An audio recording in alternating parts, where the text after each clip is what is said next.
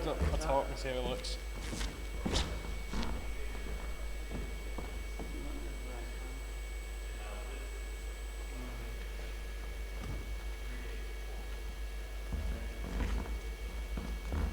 Ah, he loaded it as a PDF, that's why it had to scroll.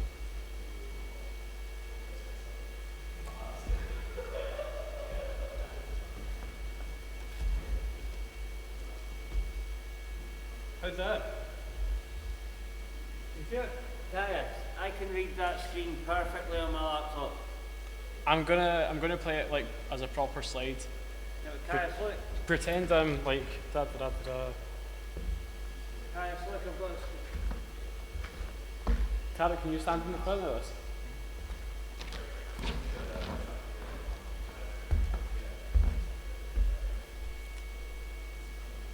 that's, you want to have that down a bit? You want to have the camera flip? Well, yeah, I personally, yeah, a little bit more. It'd be good to get some place, but you've got the other camera. Let's see if it was oh, no, that is the other. I think there's so much more like in video. Like here was a lot more. Do you like that? More wide angle. Ah.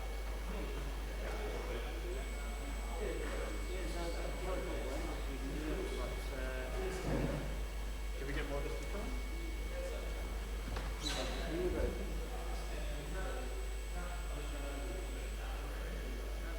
I like that.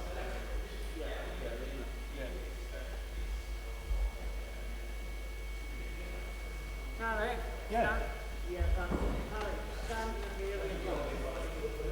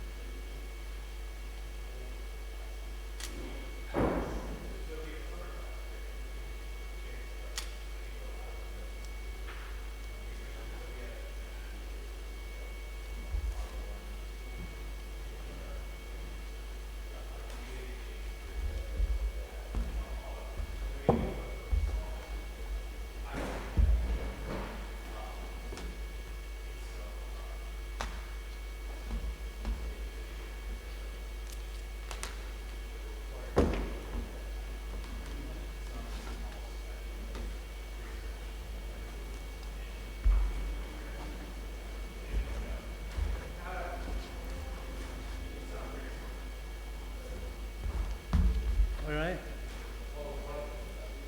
If what? Oh, right. I got some. Yeah. Chicken, pakoda. You're getting chicken? That's chicken. Yeah, that's chicken. Chicken pakoda. And I don't know what those round things are. Maybe. It's unusual. And what's that, sausage dough? Yes. You don't even get a cup of tea? You're bothered right now. Just munching. Aye. Want me to get you a cup of tea? Oh, yeah. Okay.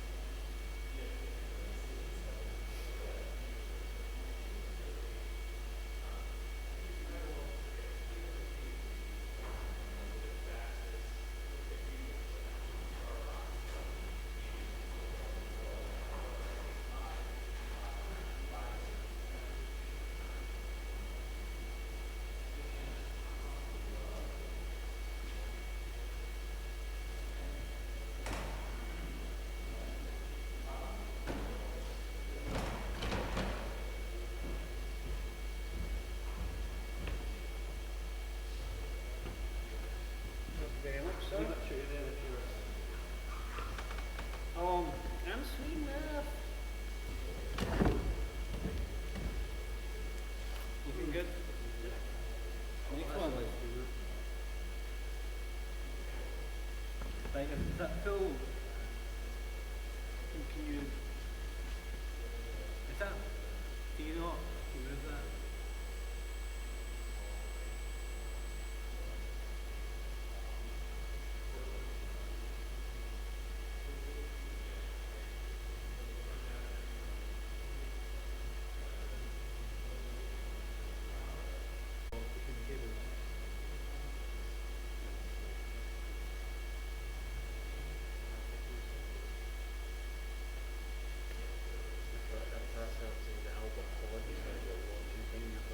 That's the elbow poo.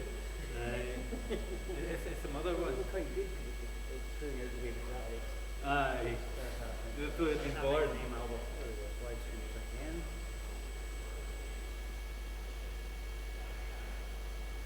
I've got a charger here. I think we've got two there.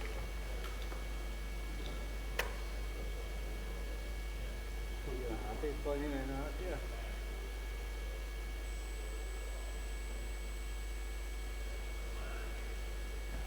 So it's only doing a bit of this, isn't it? It is better, but it's cutting up this cable. I might just have to. Like, so, do you want me to? Looking at it earlier, it was absolutely fine. I know it's fine here. You stand there. It is fine, but Yeah, stand. you can't. Yeah, stand there and have a look at it. If you go over and come back, you'll be able to see it.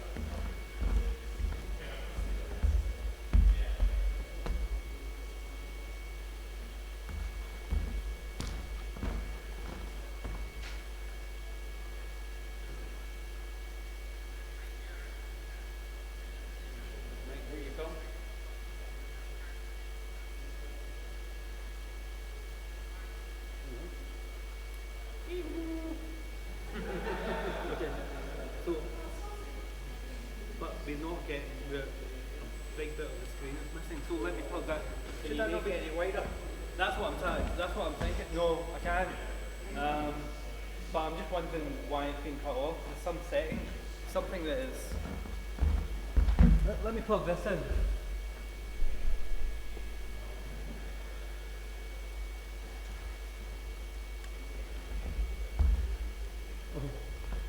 Right, so how much is that? I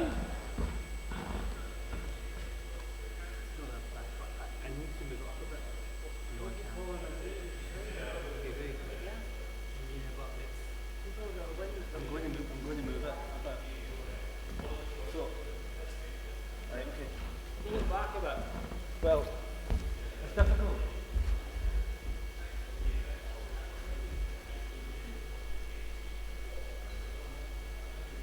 Oh, get the seasick.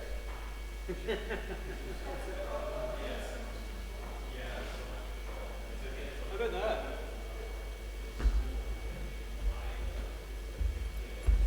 So,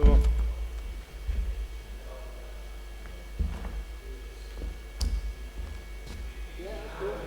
Yeah, alright, that's good. Okay. What we got?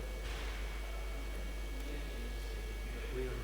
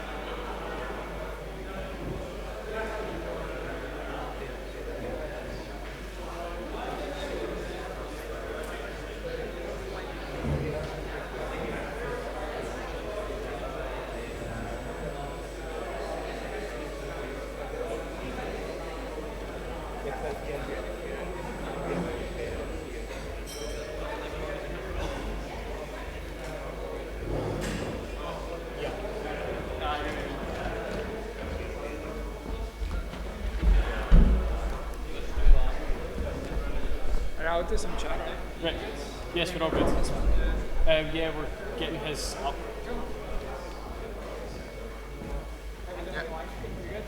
Which one? I think this picture. Oh. Well.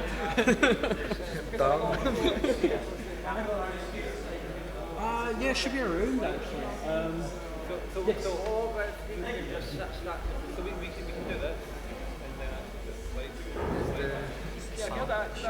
Yes, it's fixed. That's the that's the two cameras.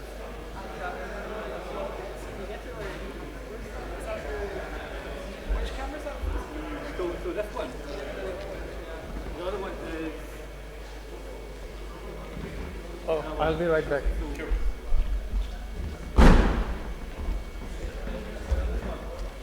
Yeah. So you want me to move that? Yeah. We can move back a bit, if it's possible. Do you want to check? Yeah, there's a gift. There's a gift from my brother-in-law. Spin it to the right a little bit. This way? Yeah, you're right. Just keep on going back. If it goes as far as you can back, basically. Just keep on going. It's like,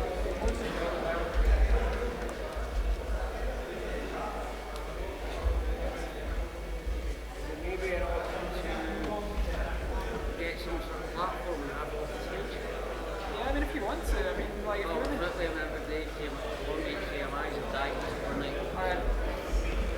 Yeah.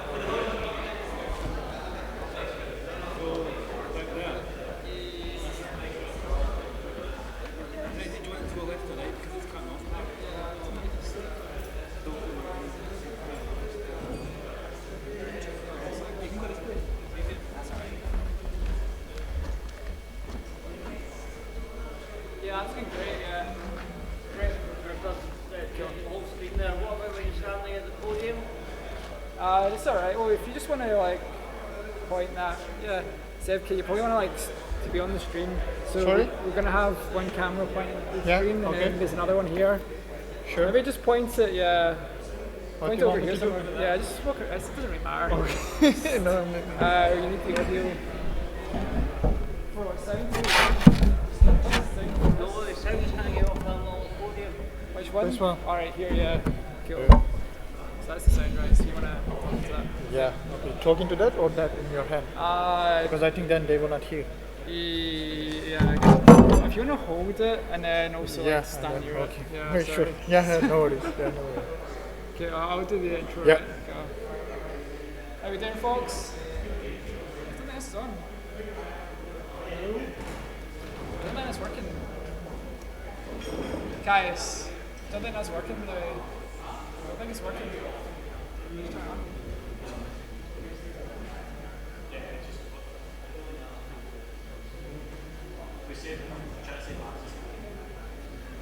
Hello. Can you hear me? We're good. Awesome. Cool. Okay, we're back in business after lunch. So we've got 3 more talks, and we're going to do an afternoon break. We're going to do 20, and we're doing 3 talks. So we've got a really interesting talk coming up from SevKit from TU Delft. TU Delft ran the first 2 Pocket workshops. We sort of took over this year, but they were working on a lot of really cool stuff with the Delphi PQ program. Yes, SevKit can get you up to speed on where they've got to. It's a really cool VP project, and yeah, we're going to give them a round of applause for coming away from Delft. So, Yeah, that's cool. yeah. So good afternoon, everyone. Thank you for being here. My name is Şevket Ulda. I am the electronics and the mechanical engineer for the Delphi PQ. So today I will just mention about the Delphi PQ a little, and then our testing, and then some of the systems that we develop, and then I would like to keep it as broad as possible so that you can ask your questions during or after the presentation. So, yep, let's begin. So this is our satellite that we are building right now. It's called Delphi PQ. I brought the model here. It was also in the exhibition. So this is going to be the 3P satellite that we are developing. We would like to show our capabilities and what we can do with the satellite. So it is partially cheap, but still more expensive than most of the other talks, because we are trying to achieve this as a scientific platform. So we need to make sure that it will work for a longer period in space. And the other thing that I want to mention is that since everybody is talking about how easy to build the PocketQubes and how easy to send it to space, there's one more thing that we are forgetting, is that it's too hard to bring them back down here. So when we are building stuff, we cannot just build them in the name of it's easy or we can do it, because everything you left up there will be there depending on the altitude, might be there forever, and then it will cause a huge problem. The closest one is that the ESA had to move one of the satellites out of its trajectory to avoid collision with the SpaceX satellite. So imagine if you have hundreds of these flying close by and you don't have any control. So that ESA satellite might need to do right, left, just like a computer game, and try to avoid all the obstacles. So while developing your systems, please also keep that in mind. That thing should not cause any problem to other people. Now I will continue with the rest of the satellite. So first of all, as I said, we are trying to develop this as a scientific benchmark, so that we are also working on some other different payloads. So one of these is that the thruster system. This is an in-house thruster system that is being developed in TU Delft. It's basically a micro thruster which is using water, and that's why I will also explain that our satellite solar panels has some cutouts to enable the exhaust gas to go out. Another thing we are working on is a GPS receiver. So we have the commercial chip and we are trying to implement multiple of them and the one system. So we want to achieve, for example, measuring the gravitational field of the Earth with a extremely low accuracy. So not high, but low accuracy, just to see and to show the capabilities of the PocketQubes, what you can do with it. Another thing is that we are trying to put a laser reflector inside of these so that we can correlate the data with the GPS receiver and try to see if we can see our trajectory as we anticipated or not. So again, these are just for the start of the payload, so if we can come up with any others or your own ideas, it's all okay. So now, the first thing we did is that we tried to develop our own bus system, which we have only 9-pin connector. We've done this to get rid of all of the interfaces and just to make it simpler. So basically we have communication lines and we have 4 bus voltages, which means that every subsystem needs to regulate their own voltage. So you don't need the central voltage regulation. Everybody just, if your subsystem needs 5 volts, that subsystem will generate 5. If another needs 24, then that guy will just come up with the 24 volt itself. So you don't need to worry about the other people if they are going to be able to fit your satellite with their power requirements. Only thing you need to be careful is that you should not consume more than 4.5 watts, at least for our satellite that we put as a limit. So now I will just mention about the subsystems that I developed during the last 2 years. Okay, so let's start with the structure, and I will also share some analysis of the structure, so you can just feel free to use it, because we did the vibration analysis, not the testing itself, but I will come to that later on. So our structure is only consisting of 3 ribs, so most of the load is on the PCBs of the solar panels, so this also causes a problem for the solar panels. They might crack, but still it's extremely light. Another thing we are forgetting is that PocketQubes are getting smaller, but they're also becoming dense. So the weight is not reducing with the same proportions. And so since the density is increasing, our weight is also staying pretty much high. So to save some weight for the other payloads, we just try to reduce the weight on the structural mechanism. Another thing we come up with, this is a normal solar panel. These 2 are the ones which have been implemented with, and they are all glued, they are all there. These are our engineering models, so we can play with it. We will still manufacture the flight models because we also would like to use them in the vibration tests to see. And as you see, there are holes in the middle of the panels. Those are for the micropropulsion subsystem so that the gas can go out. And we are using 4 of these panels on every side. we are all developing the PCB and the gluing all in-house, so we don't need to outsource it that much. So this reduces the cost, but it's not easy to apply the glue between the solar cells and the solar panel that you should be aware of. That might cause a different expansion rate between the solar cell and the panel, so it will cause a crack, or it might cause a, due to the vacuum, the trapped air will try to go out, and if it cannot, it will break your solar cell. So you should keep these things in your mind while developing your solar panels. Another thing we developed is the onboard computer. Actually, this is the first version, so it's actually a derivation of our ADCS system. Now we are designing a new one with a dedicated SD card and a dedicated RTC, so it will be more independent and more specific for the rest of the satellite. I will just go through the subsystems quickly. So this is our 3-axis magnet torquer.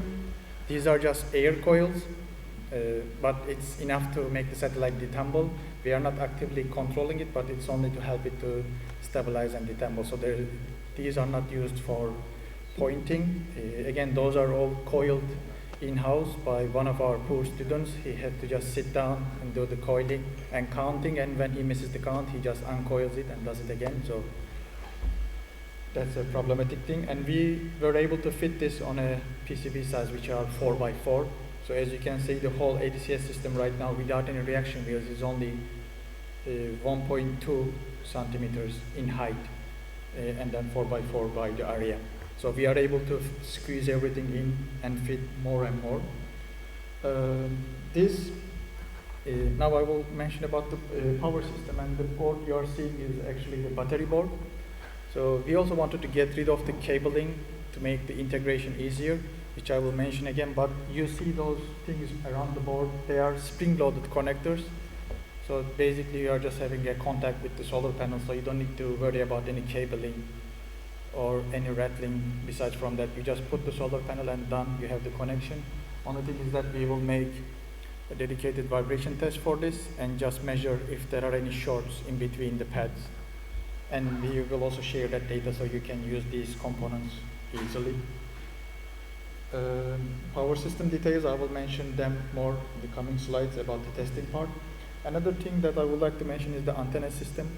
So thankfully we are using a 3-piece satellite, so we don't need to use the tape or use multiple turns around the satellite. So because of that, we are using a brass tube, which is pretty much 18 centimeters long for our frequency. We just have a matching circuit in the satellite underneath those boards.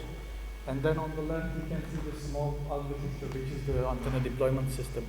Basically, to get rid of some components, we are using 2 RF connectors as the elbow itself.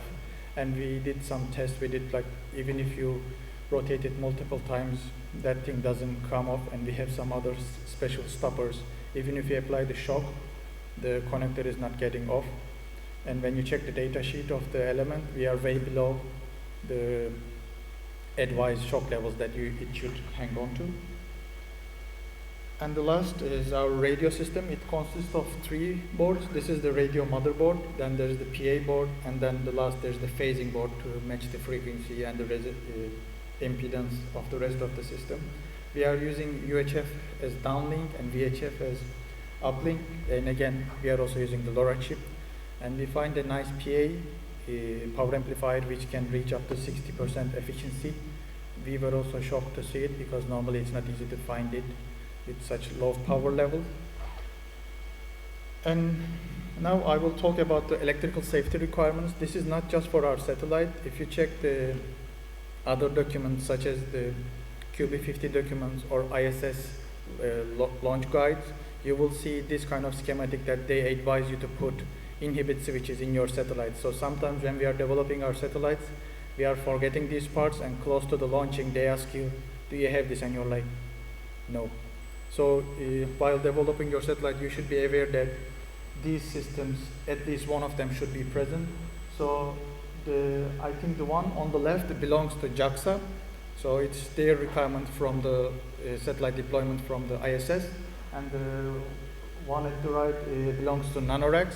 So I just put them as examples, but while I was developing the power system, I make sure that the system covers both of the schematics, so that if I need to change my launcher or if I need to communicate with someone else, I can easily say that, you see, I'm all compatible with your system, so I don't need to worry about it, because this is not for your satellite's protection, by the way. They want to make sure your satellite doesn't work in the rocket and it doesn't damage their main payload. So they don't care if your satellite works. They just want to make sure the main customer will survive up until the space, because most of the launches you are just going as a piggyback, or basically hitchhiking to space. Another thing I forgot to mention is that on the top right you will see two cylinders. Those are lithium-ion batteries. Those are actually being used in e-cigarettes. We tested them with different voltage levels, and I have been measuring them for a year under the protection circuitry. So those can survive up to a year easily without any significant voltage drop, which fulfills the requirements. So you can also use them, find them easily on the internet, and they have their also own internal protection for temperature and voltage regulation. So feel free to use them, because I saw lots of people trying to go with lithium polymer square shapes. You should be careful that after some point they can expand in space, so you need to shield them, otherwise you are causing a great threat. Another thing is that with lithium polymer you're not allowed to fly from the ISS for the CubeSats. At least that was the case last time. So again, this is just an example of our satellite, that how we implemented our protection circuitry. It's a little bit more redundant, because we have to make sure that we are able to satisfy both of the requirements. And then this is another thing. So for example, the requirement says that you need to have deployment switches. So your satellite should be aware that I have been deployed. So those two connectors that you see close to me on the both sides are basically contact switches. But the good thing is that I use them for deployment switch, and also due to their force in this, because of the springs that they have, when you stack the satellites on top of each other, you make sure that it can also push itself away from the other satellite, which just saves you any collision, because if you just start to rotate in space, which will happen for the PocketQube, because just you are pushing the system from one side, so the satellites will always rotate. So you need to get away from the other satellite as fast as possible. So that's why, while also we were making the mechanical standard with ALBA and the Gauss, we take this into account, that the other satellite should provide a contact surface so that you can just push yourself away from the other satellite. By the way, that standard is available online, so you can also ask the ALBA guys. I will just blame them. Okay, the integration. So as I said, we try to make it as easy as possible. Right now we have only one, or it might be two cables in the satellite, and which are just for the RF connection. It's just for the antennas. Rest of the satellite is completely connector free. Even for the deployment switches and remove before flight plugs, we are using a internally stacked connector which goes all the way outside of the satellite. And as I said, you can see in these two pictures on the left, for the battery system, which has the contact directly from the spring-loaded connectors. And those things seem small, but they can handle up to 3 amps, so it's easily safe for each solar panel you have. You can just connect them the way I show it, and you're just done with it. And then the testing. So for our satellite, since we are dealing with small subsystems, the good thing is that you can just generate any PCB you want, pretty much. So this is the first flat-sat model that we come up with. So you can basically place every subsystem individually and still have the interconnection in between them. And if there's something wrong, what we are doing is that we are just probing the systems one by one. But there's a disadvantage that we have due to our solar panels. Since we don't have any connectors and only the contact pads, it's impossible to connect to the solar panels without any additional stuff. So here you see that the solar panel is screwed onto the board, which has another spring-loaded connectors to have the connection. So then our colleagues wanted to take the satellite to their home, so they will be able to work from home when they want and deal with their kids. So then we generated the second version of the flat-sat, which is the system on the left, and you can just stack the solar panels as much as you want and just test them, and then stack the rest of the satellite on that blackboard, so you can also test your satellite. Another thing we did with that system is that you can connect external sensors with breakout boards and have the same interface with the rest of the PocketQube. So you can just build your own tabletop subsystem and just connect the rest of the satellite. By doing this, actually, we are testing individual components before putting them in the satellite, so we can also save some money and some time because we have the libraries ready for it. So we just build on top of it. And I brought one of them with me. As you see, it's just this big. So you can also put the testing equipment of the PocketQube in your pocket, so it's pretty much going to those levels. And we are trying to come up with the automatic test system so that instead of sitting in front of it, we can do other stuff and then the satellite itself is doing it. So this system is capable of toggling the power buses or even toggling between the power of the battery or an external power supply. So we have the USB connection to our computer, which we are connecting to a interface so that for example, our system engineer can also run some diagnostics on the satellite and can make the power budget easily, but just by connecting the systems and measuring the voltage. So the person who's doing the basic test doesn't need to know all the subsystem itself. You just need to give them the interface. Everything is written there. You are just saying turn this on, turn this off, and they can do the test by themselves if they want. So we are also trying to save more time with the testing. And again, these are just the sample pictures for the automated test system. So there's just a JSON socket.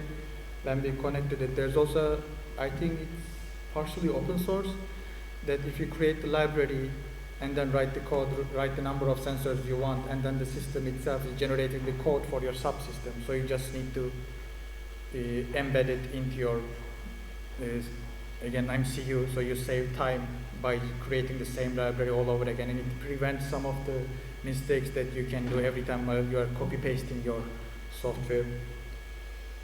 Again, I'm not going to go to these details here. So again, back to the structures part.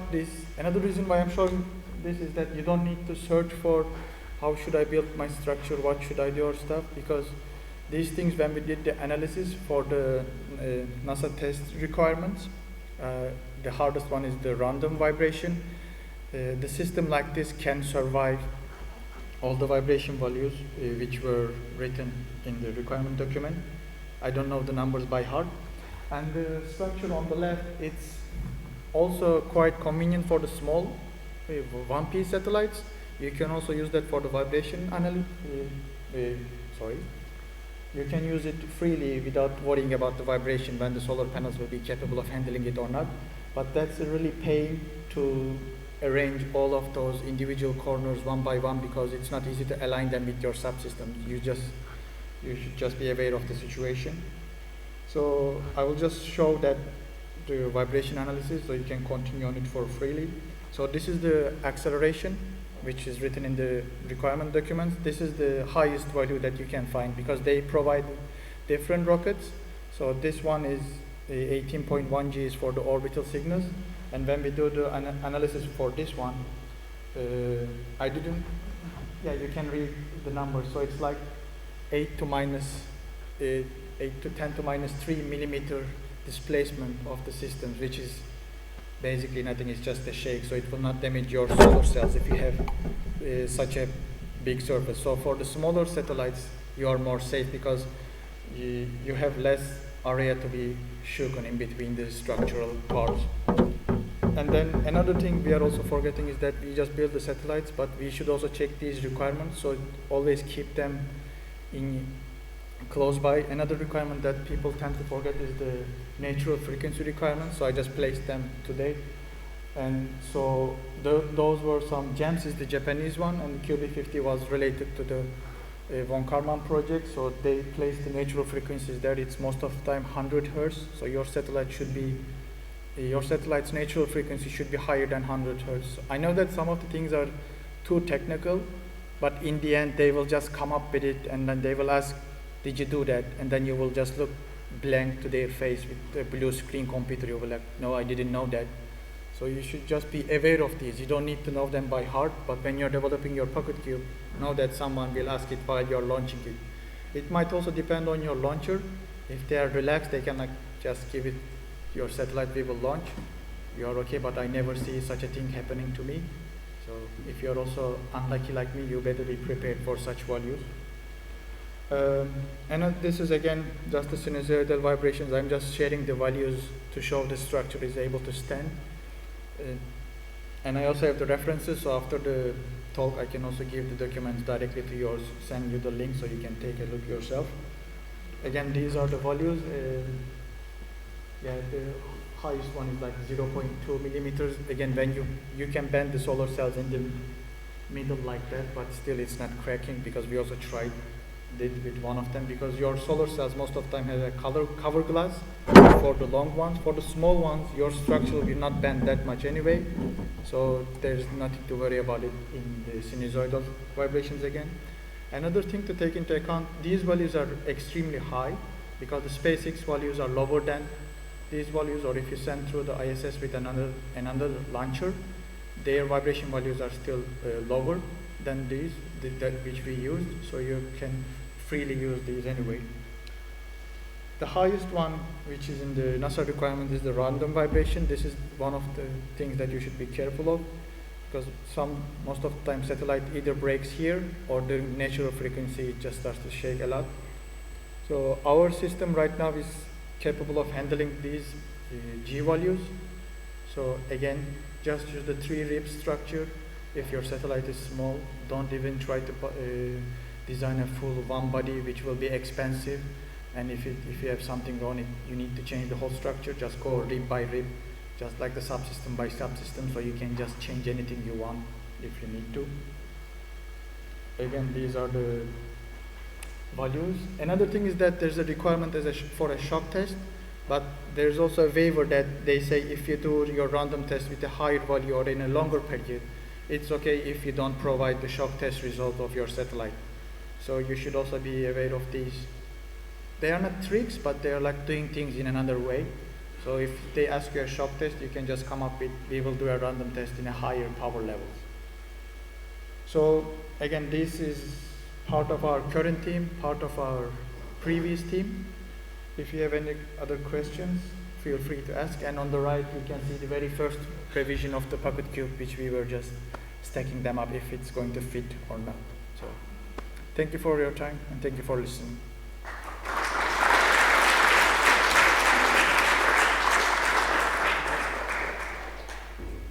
Yes?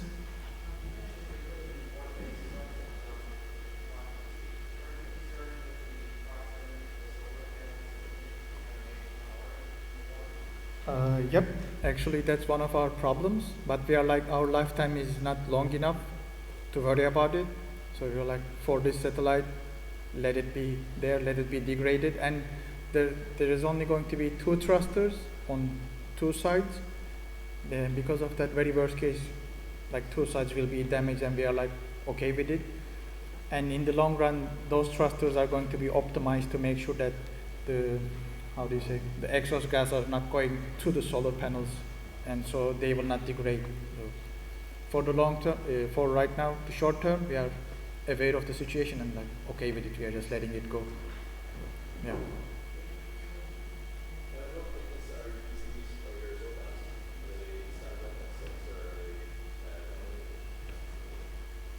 Which PCBs you asked for? Solar panels. Our solar panel PCBs are 1.7 millimeter, so that we are directly using it as the sliding plate itself. On internal subsystem, yes, all the sizes are 1.7, and internally the subsystems are varying from 1.5 to 1.72, depending on the layers, and sometimes we don't want to pay more, so we are like, whatever thickness you give, just give us. But for the solar panels, we are going specific, because again, for the mechanical standard to be able to be deployed from the deployer, we need to, I think 1.75 was the maximum, as I recall. So I need to check the value, but yeah, that's why they are all 1.7.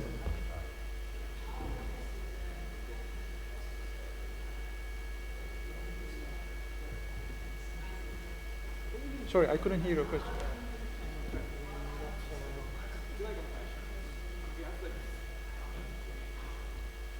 Okay, so the thrusters for the first flight, they just need to generate thrust. We don't need to be so specific. And we have a extremely how do you say, high accuracy accelerometer to measure it, and additionally we are also placing our thrusters off center, so they will also generate spin, so we can also see it with the gyros. So eventually we don't want to see the, how do you say, the progress of the thrust, but we want to see the difference from the beginning and the end, because these are generating micronewtons, and it will not be easy to just sense the micronewtons with just in a small scale like this. So yeah, so we are just doing it all the time. But on the tabletop, we have some pendulums that we are able to measure the microthrust in that level. But for satellite, it's not the case. I still have questions. Last one, Craig. Last one.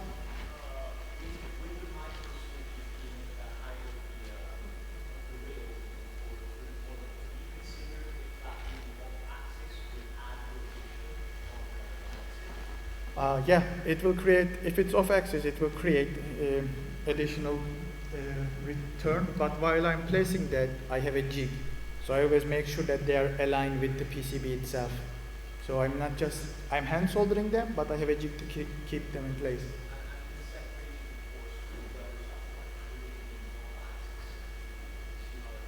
Yeah, it will be off axis, unfortunately.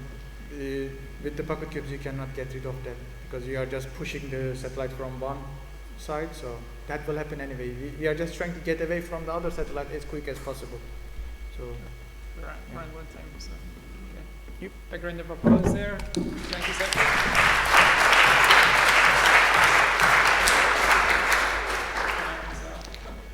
Do you want to go ahead and Steve? See ya. Talk into the live stream as well. So next talk is Victor from DHV. So DHV do solar panels, and they have a booth out the back if you have a chance to stop by their stand. They do some really cool stuff. And yeah, flown away all the way from Spain. So thank you very much for traveling. Very last minute, but great you could come. And yeah.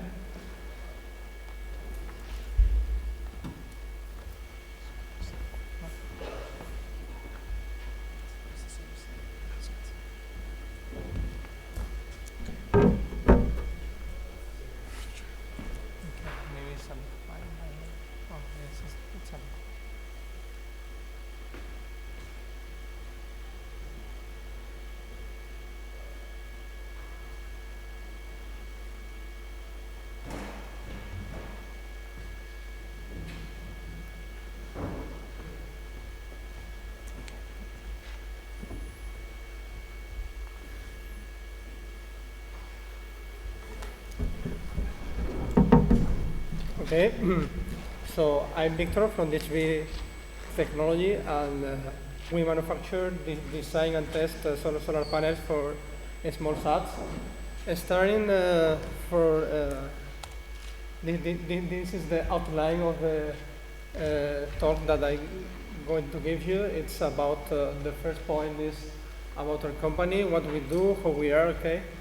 Then we will talk deeply on the solar panels, okay? We will see which is the difference between make a solar panel for a very small satellite like the PocketQubes that we have here, or a small sat which is around 50 or 100 kilos, okay? Then I will show you some of the projects that we have made in the last years, okay? Some of the most relevant ones I will explain deeply, which is the qualification that they have followed, okay? And all the tests that we have done. Okay, so I will start with the company presentation, okay? As I explained, we design, manufacture, integrate, and test the solar panels, okay, for the space applications. Okay, we are based in Malaga, okay, in Spain, in the south of Spain. We start on 2013, okay? We are more than 25 people focused on that, okay? All the company is working in the same place, also in the same business. I mean, we are only focused on that. We have mechanical engineers because now we have a lot of the project solutions, also electrical engineers, of course. And then we have a clean room where we manufacture our solar panels, as you can see here, some photos. And finally, just to comment that some of the stuff is coming from the terrestrial applications, so the knowledge about photovoltaics is useful in that application also. Now, as you can see here, we can manufacture the solar panel for the PocketQubes, which are the smaller ones that we have done in the factory. Then one new, which is the smallest CubeSat, then 2U, 3U, and also the deployable solutions until 6 or 12U. Okay.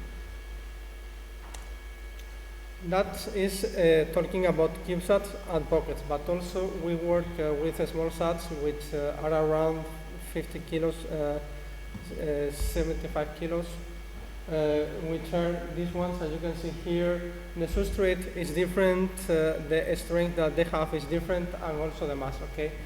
Then we will see later which are the differences between both type of panels.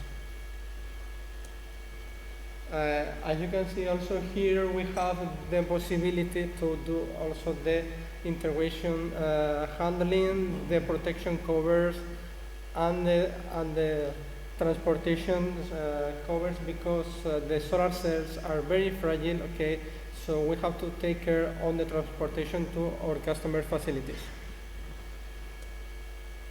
And not only panels, we are also working on the solar cells assembly. That is, if we have a bare solar cell without a covered glass, without a coating on the top of it, we can put the connectors that the solar cell have, okay, doing the welding soldering, and finally we test them. This is a quick idea about where our solar panels are right now. Okay, we have customers around the world, as you can see, in all the continents. We have some customers, so that is a very good point. We are very focused on United States and also on Europe, but also we have some customers in Asia. Now we are changing now to a more technical discussion about the solar panels, in order to see which are the difference between the Pocket and the CubeSats, the small sats, and finally the GCE, which are the toolings that we use to deploy the solar panels, to package, to all the stuff. So as you can see here, some photos, some real photos of the projects that we have made in the past. Okay, this one in the bottom at the left is a PocketQube, then 1U, 3U, and also 6 at 12U. Okay, all this technology nowadays is in flight. Okay, so we have a TRL 9. Then normally the substrates are made with polyamide. Okay. One of the good points of these solar panels are that we can do as customization as you want. Okay, you can see some of the shapes that the solar panels have depends on the customer satellite. Okay, so that is a good point, because if you have some sensor that you want to put or you want to make some hole on the middle of the panel, that is not a problem for us. Okay, and finally, we also prepare the cable assembly for the customers. Okay, so we give the complete solution for them just to plug and play to the satellite. Then nowadays, what people want is more power in less space. Okay, that means deployable solutions. Okay, that is something that we have also in TRL 9 technology. Okay, we have a lot of panels flying with this configuration.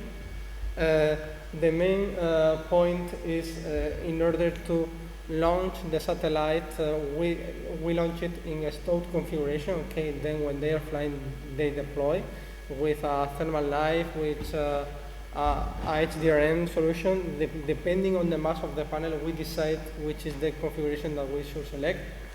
And for example, in this case, the substrates are also made with polyamide, which give us the possibility to do it also very customization.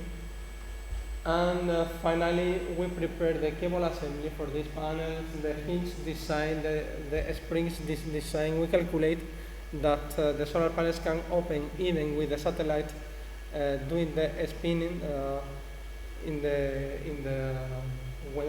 when they are deployed from the dispenser. And we simulate that this solution is surviving to the launcher. And finally, okay, so we have been talking about CubeSats in multi solutions now in deployable. And finally, we have also the small sat solution.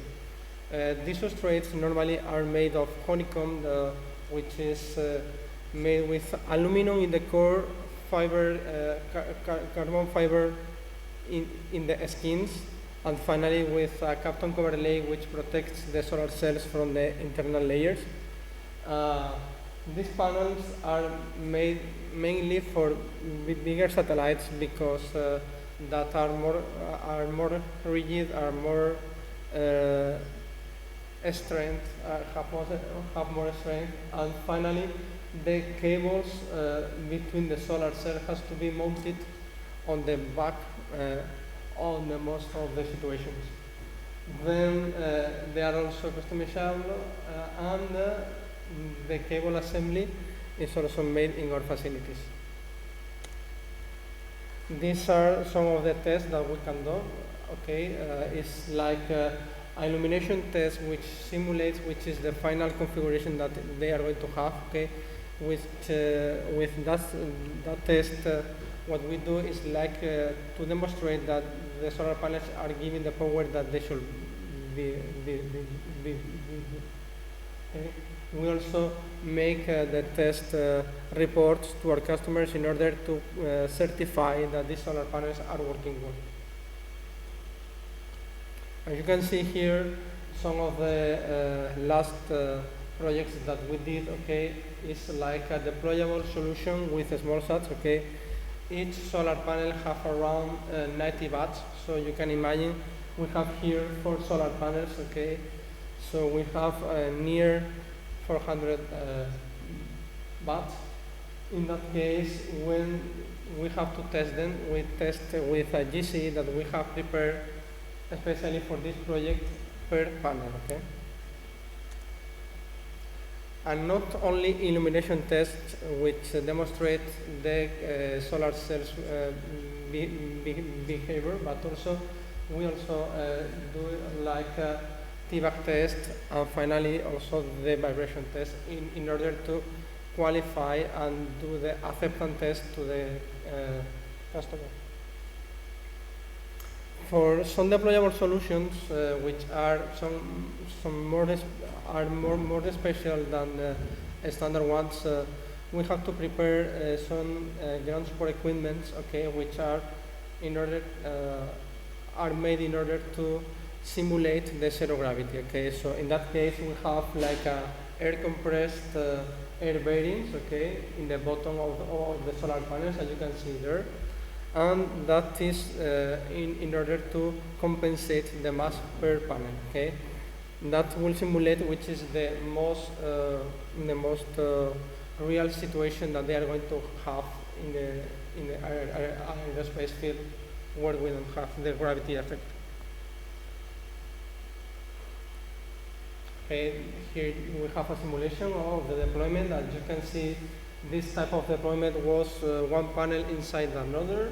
Okay, so when the first panel is deploying and achieves the 90 degrees, okay, the second panel starts to deploy, and then both of them are at 90 degrees, okay, from the satellite. This satellite is a 6U satellite, okay, and we have 2 wings as the wing that you can see here. So per panel we have 20 watts, okay, so we have around 80 watts per satellite in a 6U. Okay, and now that we have introduced technically the solutions that we are providing, which are for CubeSats, for small sats, and for PocketQubes. So I'm going to explain you some of the projects that we have made in the last year, okay? Some of them are with TRL-9 missions, so they are flying. Also, and the rest of them are just qualified, so they have TRL-8. Okay, so the first one is the first project that we did, okay? This project is for the Team Gauss, okay, which is in Rome, in Italy. Okay, this project was developed in 2014, okay? It is still flying, okay? It is still in operation and working properly, okay? And these solar panels that you can see there are made by the HB technology. This mission was thought to be working during 2 years, okay, but now it's still working, so that is a probably situation. Then another company which is very known here in UK is Open Cosmos, okay. It's a company which launched their first satellite in the QB50 mission, okay. The mission was launching a lot of 2U satellites, and this one was with our solar panels. As you can see here, these solar panels are very customized because they need like a magnetometer which has a boom. Also, they need some solar sensors. So, in that case, is that we can show how customizable are these solar panels. Okay, as we design the PCB made of polyamide, we can decide if we have to put some coil, if we have to put some sensors. So that is not a problem. Then the ICE, which is a constellation that nowadays is very famous. Okay. They are now flying 3 satellites, all of them with our solar panels, okay? In that case, this small sat is working for SAR application, okay? These solar panels, as you can see here, is a deployable solution. This is one of the biggest solutions that we have prepared for the small sats. Each panel has around 100 watts, and then you can see that we can achieve until 500 watts. Then another project that we have is a 2U double deployable. Okay, in that case, is for the Nanyang Technical University. This project was made in the last 2 years, but it was launched this year in January. It is working properly, okay. As you can see, it's plenty of cells. Each 2U have 4 solar cells. So that means that we could have around 16 watts per wings and a body mounted panel with 4 watts more. You can see here which is the difference when they are deployed and when they are stored.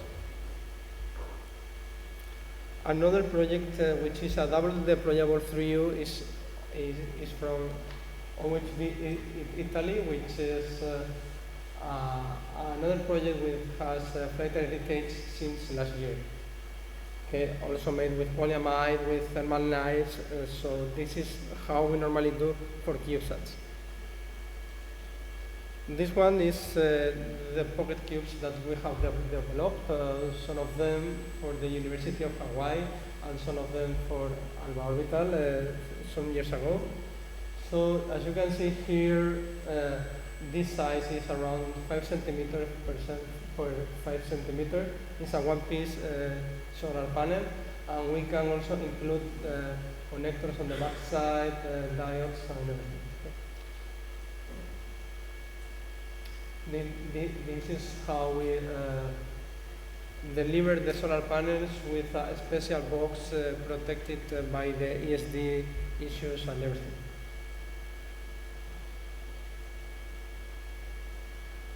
Okay, this is another project which is just a body mounted panel. Okay, in that case there is no deployable. Okay, so because the mission doesn't need it. Okay, in that case was delivered some years ago, and the panels are made also with polyamide. This one is for triad vision, okay, which is the terrestrial rays analysis and detection. Okay, this gives us, it's a 6U, okay, they have some deployable panels for 6U panels, 3U panels, and also body mounted panels, as you can see in that picture. Sorry. Okay. Okay, so now I'm going to talk about the TRISAT mission, okay, which is a relevant project that we did that we had to qualify also for ESA application, okay. In that case, this project was for the University of Maribor, okay. This is a 3U as a simply deployable solar panel, as you can see here.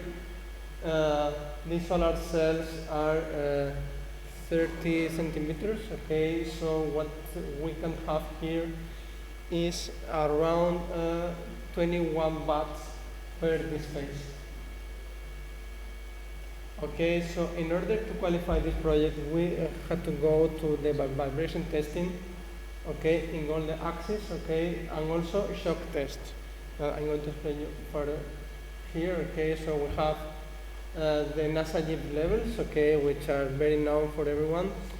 So we have to do sinusoidal random shocks and resonance.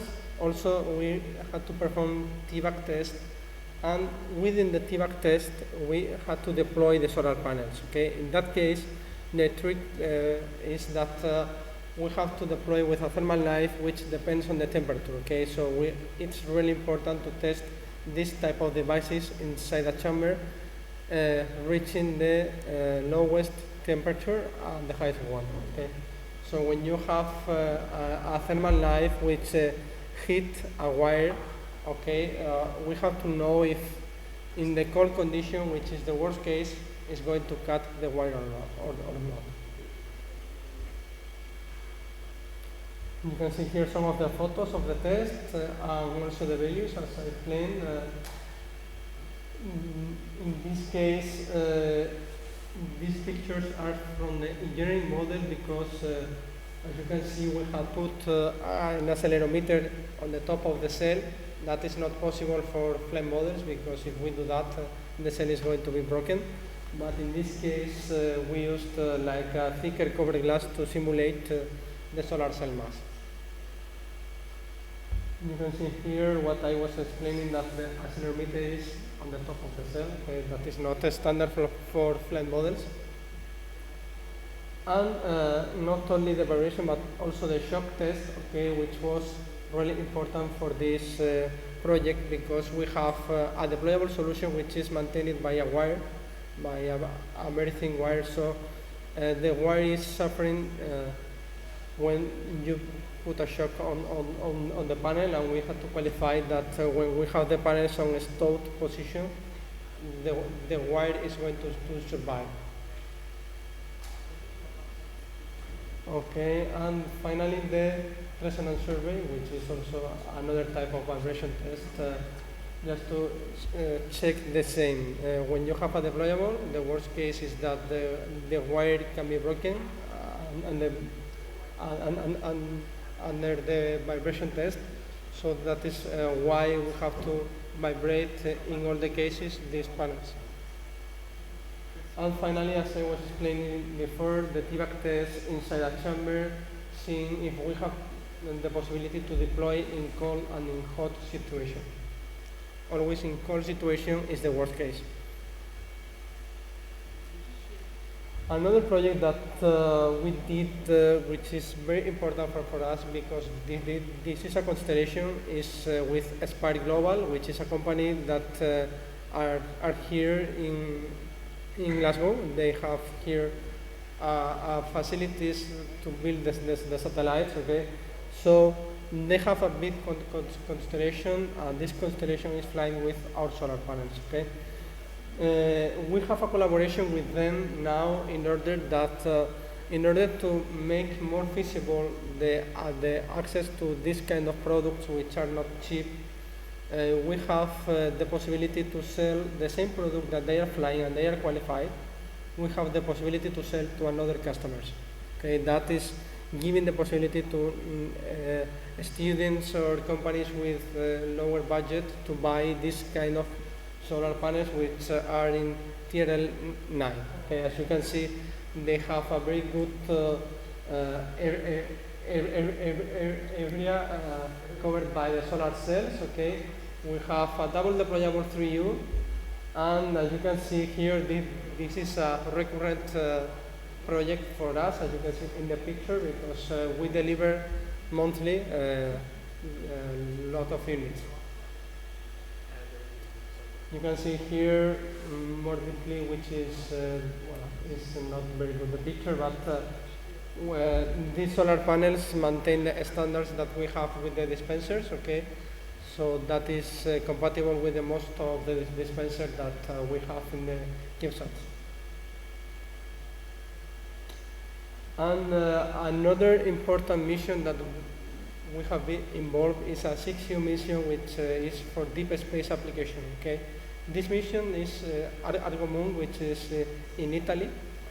This mission is going to fly in the SLS by NASA. Okay, in the following years, it has been delayed too many times, but I hope in the next year we will be able to see that satellite flying. So this mission is sharing the flight with 13 satellites. All of them are 6U. Okay, you can see here a picture of about how they are placed inside the rocket. Okay, so they have like an area where they are deployed. Okay.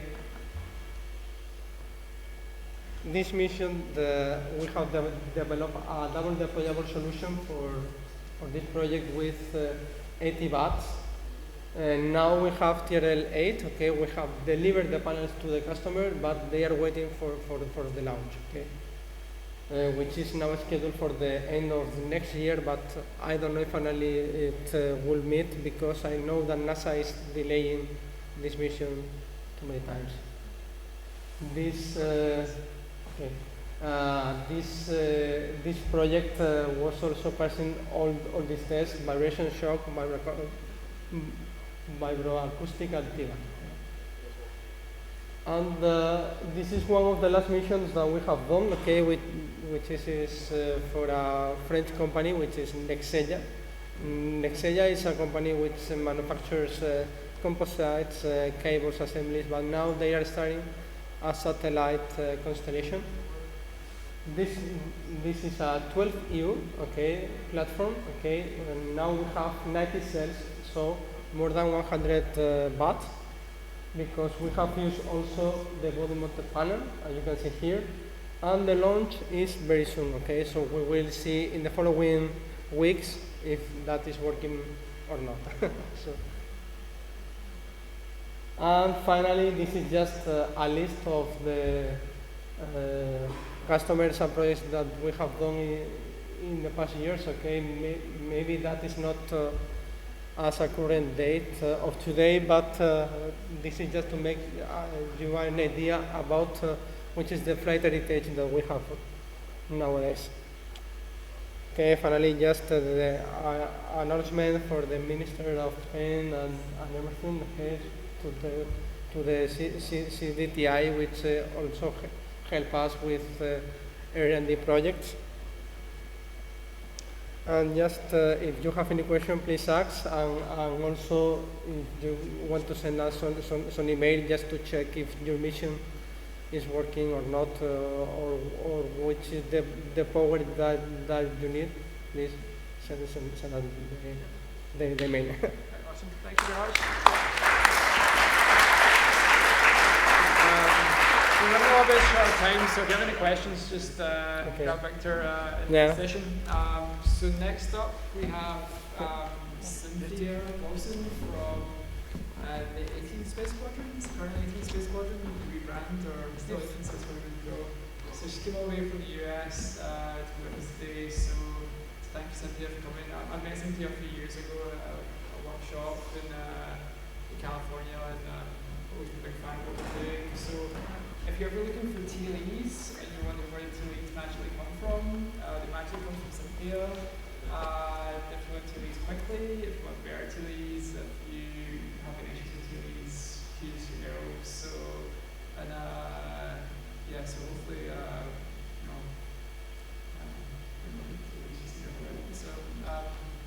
so we'll just get our slides loaded up in a second, and yeah.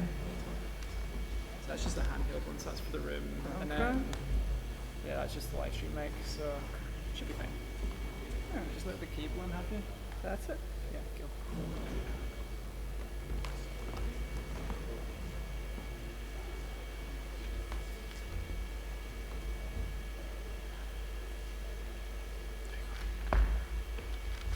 Hi everybody, I'm Cynthia. I'm really excited to be here to talk to you. I'm mostly talking to people today who don't know who we are. Just want to explain who we are, what we do. Say I'm from the 18th Space Control Squadron. You may know us by our old name as JSPOC, or Joint Space Operations Center. If you've been doing this a really long time, you might think about NORAD. What I want to talk to you about is who we are, what we do, how much we share with the world, and particularly CubeSat, well, small-sat, PocketQubes, the small-sat coordination that we work with you, pretty much the same as the big satellites. We want to talk to you, we want to get to know you, we want to be able to identify your satellite, and there's some things that we suggest how you can help make safe space flight safer for everybody. Okay, first of all, who out there has heard of space-time? I hope that's everybody. Did you ever look at these pictures and wonder where they get this from? Are those real? Yeah, those are real data points. They come from us. That's what we do. We track all this stuff. This is kind of it's a busy slide, but the idea is that we have tracking stations around the world. We track every artificial object in space, man-made, we don't do Santa Claus, in Earth orbit. We get hundreds of thousands of data points every day. It comes into the 18th space. We turn it into orbits that allows us to keep tracking all those different things. We have specialized groups, like we have one group that just supports human spaceflight safety. We also support launches, re-entries, and so on. This gives you an idea. We call it cradle to grave, starting with talking to people at conferences like this, letting them know who we are. We support launches. We support, did I just undo this? Okay. It gives you an idea. We do everything. It's all free. We don't charge anybody for anything. All right, what we do with all this data is we create a satellite catalog. This is the original definitive. There are lots of websites out there that will give you something like this. Maybe it's prettier and they'll charge you for it. They all get their data from us. Celestrak gets their data from us. It all comes from here. Anytime you ever see a number or international designator for a launch or satellite, we're the people that give it that number. You can see at the beginning here at the top of the page, we started with Sputnik. The bottom of the page is part of the catalog from the SSLA launch last December with the 65 pieces, if you're aware of that one. A little more on that, but later. But you can, all this data is free to anyone who registers. All you have to do is sign up. We have people from, I think, every country in the world is registered on our website. Okay, one of the things that keeps us the busiest is what we call conjunction assessment. We screen all active satellites against everything else that we're tracking in our catalog, and if something is coming too close to your satellite, we'll tell you about it. We'll just automatically send you the information in the form of what we call a conjunction data message. We create and send out literally more than 20,000 of these every day, so it's quite busy. If it's really, really close, we see something coming up, we will just pick up the phone, call you and tell you we see this. But we have to know who you are first. This is why I'm here. We'd like to get to know every satellite owner. We'd like to have some person to link to a satellite. A lot of this goes on through our spacetrack.org website. But this is when we screen PocketQubes, the same way we screen Iridium or Intelsat satellites. It's all the same process, but it's good for us to know if something comes up, there's an emergency, we know this person, we know this satellite, it can maneuver, it can't maneuver. Can we get this person in touch with that person if we need to? Kind of thing. Well, you might be asking, why is the US military giving away stuff for free? Well, we didn't used to. We used to be, we only screened US government satellites, did all this process just for us. Then in 2009, you may have heard, a dead Russian satellite collided with a live Iridium satellite. That one collision caused about 2,000 pieces of debris. Now we had to track all those pieces and worry about them hitting our satellites. So people realized, hey, whatever affects somebody else's satellite affects us too. So this space situational awareness sharing program was begun at that time. And we give all this stuff for free. We figure the more you know, safer you are, safer we are. Okay, basic services available to anybody who signs up on SpaceTrack. You can go on there, pull up the catalog, find the TLEs for everything we're tracking, mostly, and it's free. It only takes a minute to register, that's all it takes. There are a little bit of limitations. We can provide you with data, and we can facilitate communications. Again, if there's, I understand recently there was a situation, there was a live SpaceX satellite, had a near collision experience with an ESA satellite. In that case, if they don't know who the other person is, they'll both have the data, we can get them in touch with each other. We can do that. What we can't do is tell anybody what to do. We can't do analysis for you. We can't recommend any course of action. We can only provide you with data and hope that you're smart enough to figure out what to do. Makes it safe for everybody. One of the things is when you get your register on SpaceTrack, we can create an organization account for you. We link it to you, we link it to your satellite. That's how all the conjunction data knows where to go. If you have contact information or if you set it to public instead of private, other people can get in touch with you when they need to, and that's helpful. And again, this is all free. We don't charge anything. Give you an idea of the kind of support we provide. We're working with, I think right now about 2,200 active payloads, and what is it, 405 different organizations.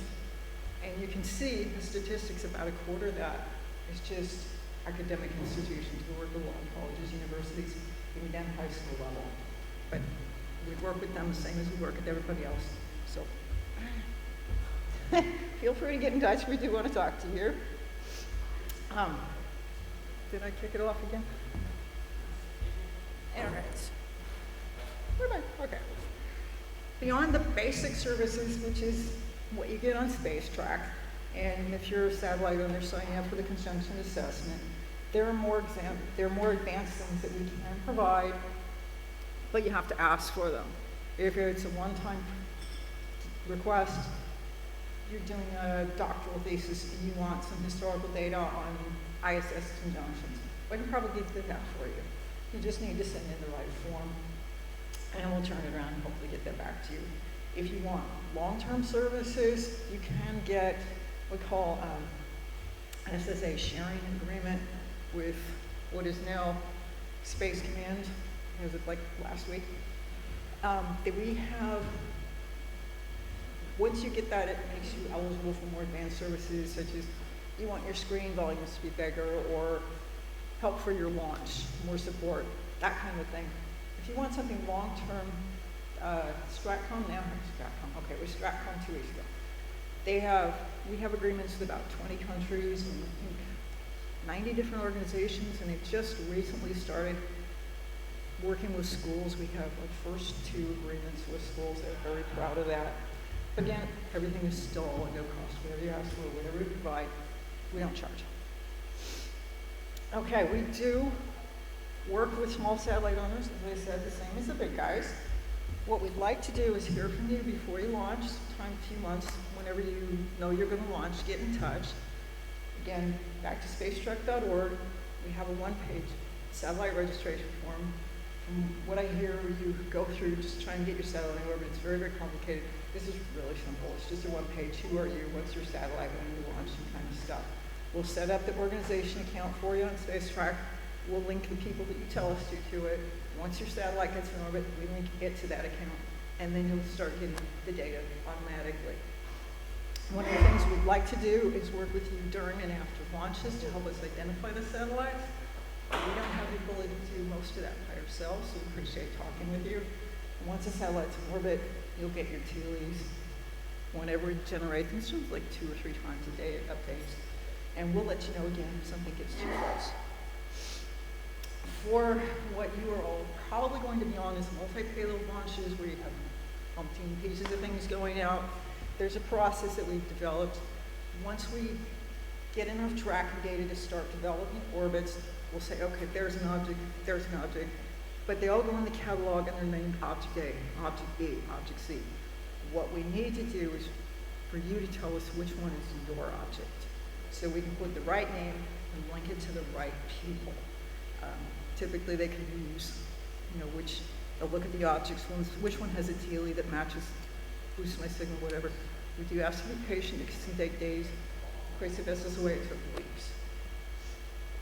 And just, this is what we are looking at. This is the SSOA launch, about the first 10 days.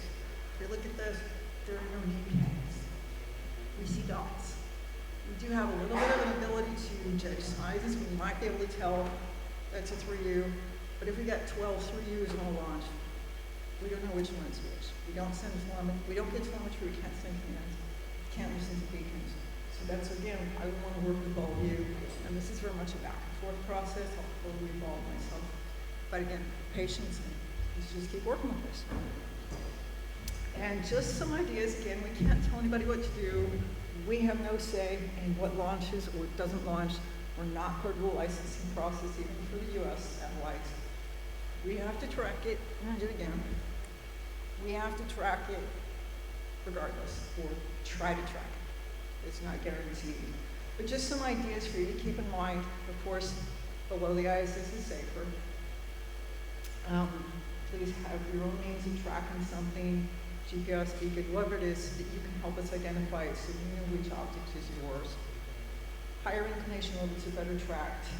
If it's around 5 or 6 degrees, there's going to be issues just because of where our tracking sites are. Again, is it big enough to be seen? Some of the PocketQubes, we'll see. So far we're doing pretty well. Our general rule of thumb is a 1U in low Earth orbit, and if you know what basketball is, basketball size and geo. If you're not sure, contact us. And again, get it out of there as soon as the mission is over. And please let us know when the mission is over. Because we use a certain amount of resources for live satellites. If they're no longer live, we still track them, but we don't use the resources. So please help us to free that up for other people. Okay, PocketQubes in particular. Apparently I got this name wrong, but there's the 1P wasn't tracked well. I still have to do a little research on that one. The 2.5P, no problem. The larger PocketQubes, especially with the solar panels, shouldn't be a problem. Of course, as long as they don't decide to be end on to us all the time, or that the panels don't come out. What things that people have thought about, reflective surface really doesn't help because I have to be tuned to a particular radar's frequency. First of all, I don't think we give that out. It's considered sensitive information. Plus, if you tune it to one site, it's not tuned to another site. Then you're trying to make an orbit with like 1 data point. That's not a really good thing to do. We do have a new what we call Space Fence coming online. It is currently in testing. We think it's going to start working next year. We don't have any specific details. They're testing it. They haven't told us the exact results yet. What we see from open sources, just looking around, is we think we can see down to 2 centimeters. So that may be helpful. But again, it's just 1 data point. So they're kind of saving that for debris. It may or may not help. Okay, if you're launching a lecture once, we want to talk to you. I have some brochures. Talks to you about who we are, what we do, how to get in touch. This is our group email. This is my phone number. I won't be back till October, but please get in touch. We'd love to talk to you. Small satellite owners are just as important as the big ones. Thank you.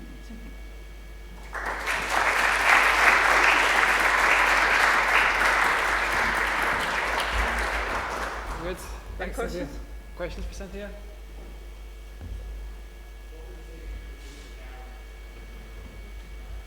Biggest challenge, finding all the satellites, finding all the owners. If you look at the SSOA, 65 objects, 12 of them still don't have names. And I had contracts for virtually all the satellites. So some of them have told me, no, they never worked, got that. Some of them just never told me. And then, you know, US launchers, they tell us stuff, Russian launchers don't tell us things. So we try and make friends with people on the launches, so they'll tell us, so we can verify what's actually on that launch. But the biggest thing is finding you, talking to you, having you talk to us. Yeah.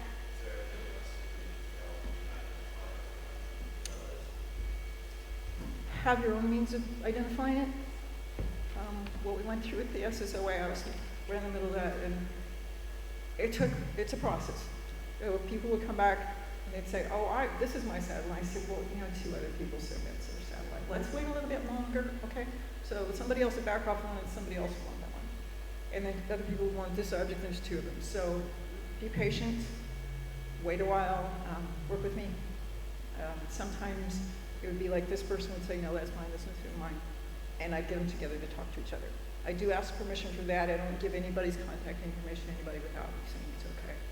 But just, yeah, getting people to work with us. Very good. I think we need to get the afternoon Okay, break take next. on. So thank you very much, Cynthia. Big round of applause.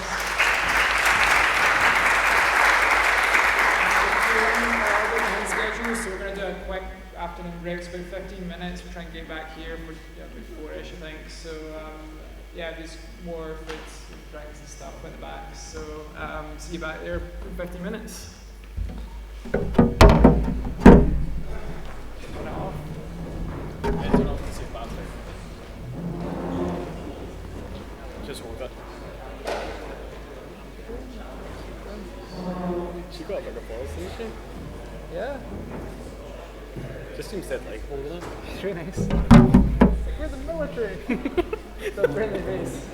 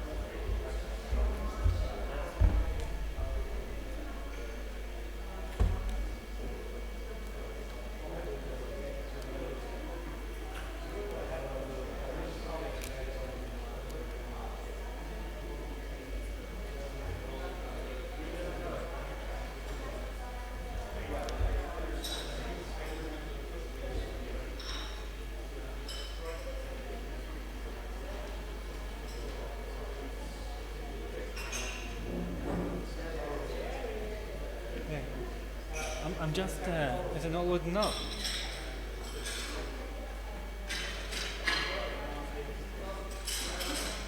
No, these are all done. That's it.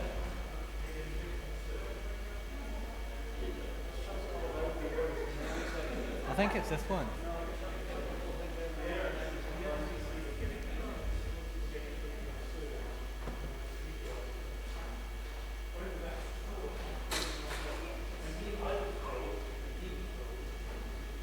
What happened to him?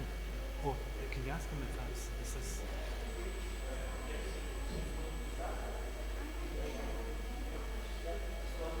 Okay, I'll just go through it so that...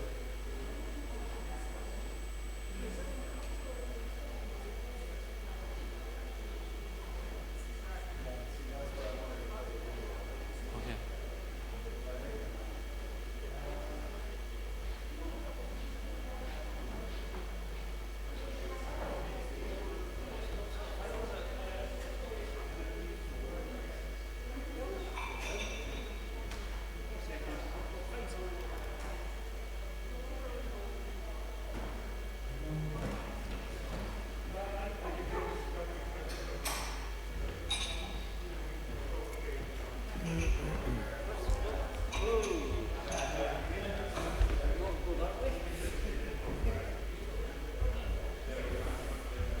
Right. Where's the video file?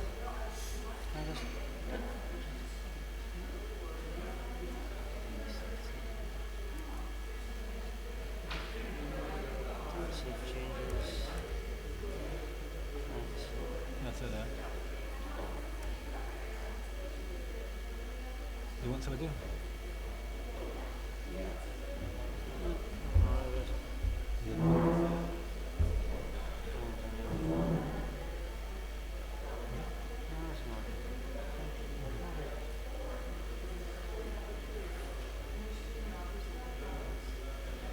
Alright. So he'll just put it there and everything else. Good to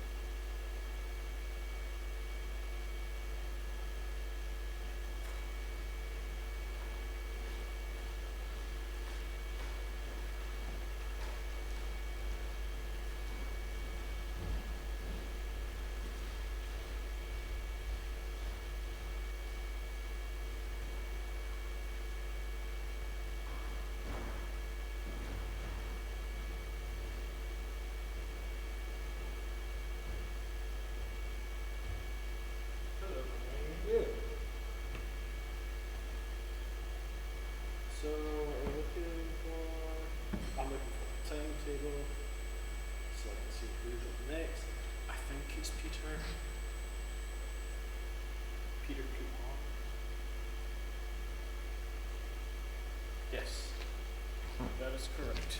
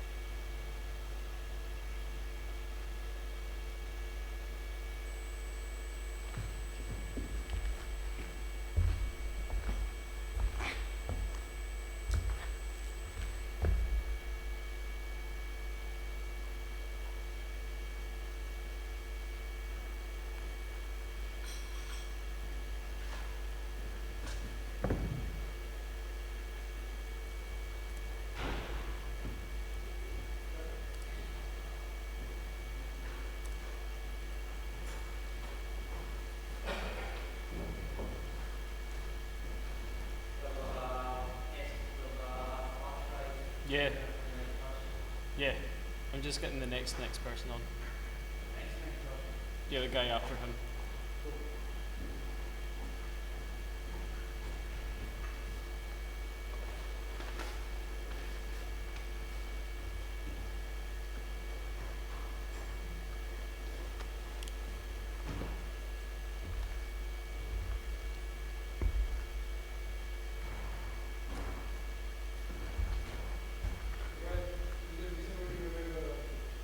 Say again?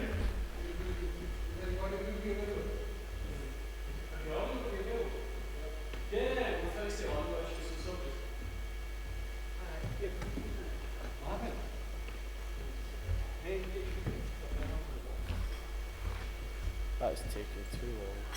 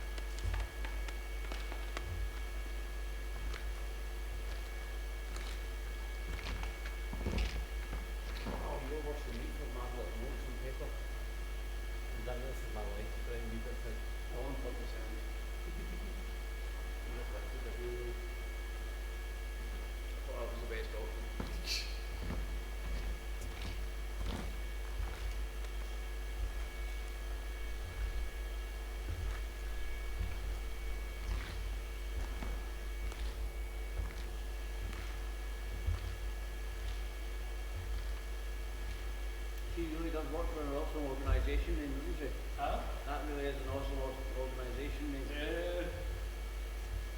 I was actually talking about, see the images you were showing? Yeah? That's not just satellites, that's just general shit and crap that was left in it. Yeah, space Orbit debris. and the planet. We're not getting something in place to actually, we're trying to get some sort of plans together to clean Sort up that this stuff shit out. space. Yeah.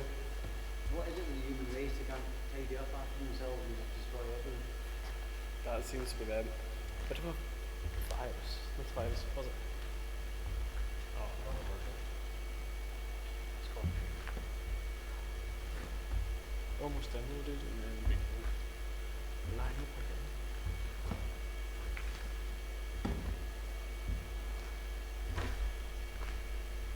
Okay, so that's ready.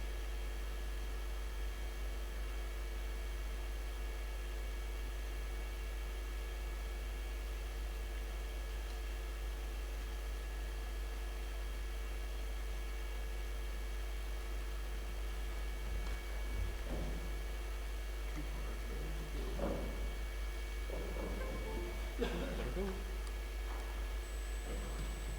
That's his nice scopes.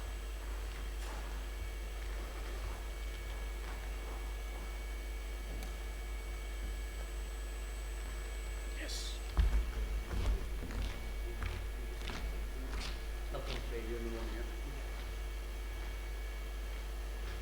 Oh, Do you guys want a picture of this backstage stuff that's cool? what? You guys want a picture together of this backstage stuff that's cool? Okay. Loose. I'm always at this guy.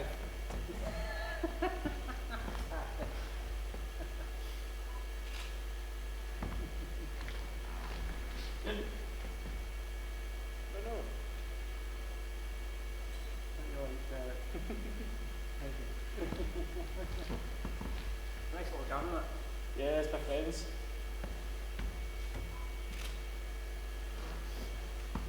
I'm gonna get something to say. Something stiff and high in alcohol. You're a bit late in the bar, are you?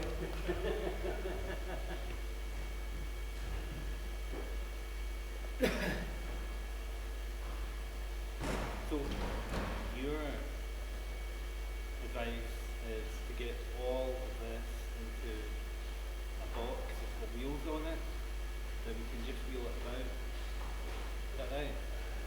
All of the chargers. Rack mounted flight case. Rack mounted flight case. Rack And then mounted. and you can tie the big heavy HDMI cables that are plugged in permanently, number them on the end, and roll them into the engine.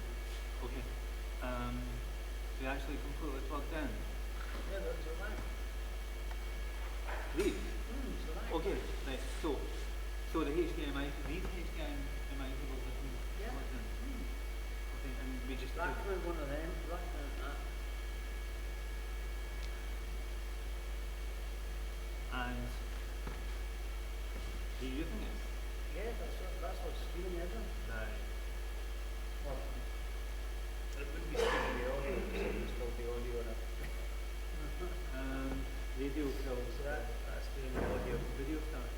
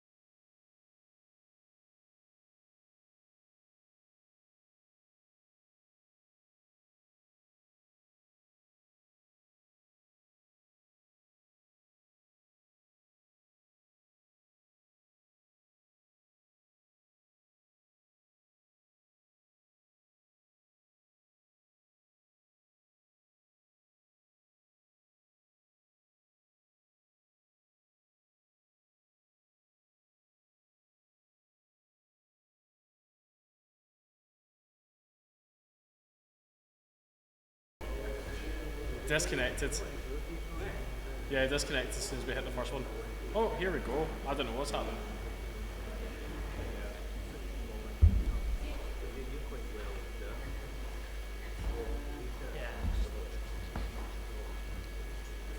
I was. Ooh, what's happening there? Oh, my computer was not a fan of that video. Yeah, this stuff is always a problem.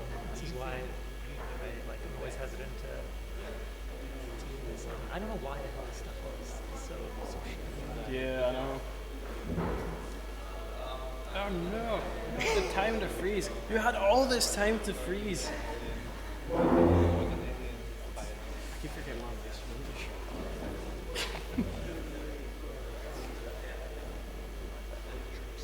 I'll close it down and open it. Super old school, so I only have the HDMI. Oh yeah, yeah. We ain't fancy. No, I'm not a fan of this worktop. This one. Maybe there's too many open. It was working fine. I just opened it. Oh no.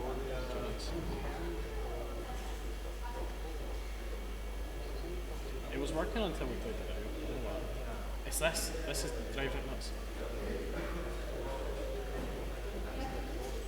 Yeah, see, it's just a video that made us say no. Yeah, this sort of thing always happens. I don't know. What are we going to do to avoid it? Oh, you're using the Open Office deal, not the official Microsoft stuff. No, we're using the LibreOffice. Yeah, just click through. Can you just do the show and then click and see if it'll... Yeah, just do it without a plugged in. I mean, just see if it'll... If you just hit present and see if they queue up. Just click through real fast. Oh, no, Yeah. that's what I did last time. You want me to just go start? Yeah, just try that and just click through them all real quick and see if they go without freaking out. These are just pictures. Yeah. It's mostly the videos which are coming up. Yeah, there's one. Yeah, but it didn't play. Yeah, that's what I'm worried about. Okay. Do you want... It's a no. Have you got YouTube links I can keep open on a tab? What's the video? Click through real quick and then see. That one is on YouTube, but most of them aren't. Oh, So if you could just click through and I'll see which will work and which don't. something's been incredible, you know what I mean? So if you get something... At least we haven't shut down. That's all good. Yeah, so it looks like none of the videos work. Son of a bitch. We've shut down. We've shut down. Oh no, we're fine. No, that was like all videos. There were several of them. Yeah, but at least it didn't break the computer down. The first one just Oh made yeah. it tell it no. I So mean, these are animated GIFs, so that works. That's cool. That looks like shit. Okay, so pretty much none of the videos work. ah. Which sucks. Have you got a pen drive with you with them on? Have you got a pen drive, or maybe you can email them? Yeah, I've got them all. Well, I have everything on my laptop. You can plug in your laptop. There. Yeah, that'd be easier. That'd be easier. Is this thing? Yeah, let's just do that. That was a good joke. Daisy chain, like 3 adapters. Science. That's what this is about. This is half-assed engineering. What's it called? Yeah, Just go don't- Is this one? Yeah, it works for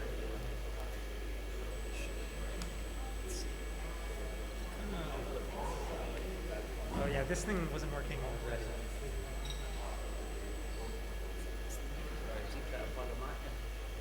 I don't think it's... No, I think it'd be uploaded. Yeah, it doesn't think Guys, are you trying to do a Mac? What? You trying to do a Mac? Oh, he's very good with computers. Should I get him over? Different if you're doing a Mac. Yeah, it's a Mac.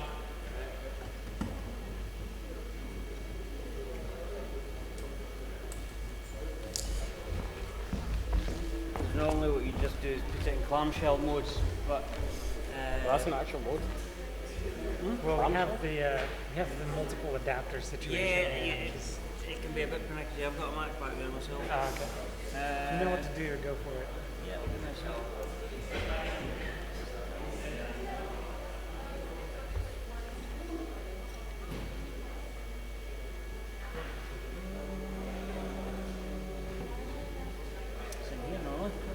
Yeah, it's not even showing up, which is...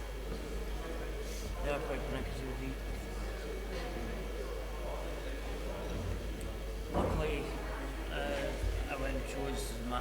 got the Mac before this new daft USB Oh yeah, thing came out. Mine, I had one I've like got a that proper too, one.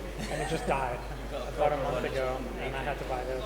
It's still as fast as the new ones. Yeah, no, I had a 2014 one, and it just died this summer. Yeah, yeah. So it's literally just before these ones came out. I thought really. The keyboards on these are terrible too. But we're changing them this year. Yeah, yeah, they're going back to like the old keyboard design. No. Completely different. They've just done a patent for light. Is it a file that you're wanting to run through? Yeah, Mac? do you have PowerPoint on yours?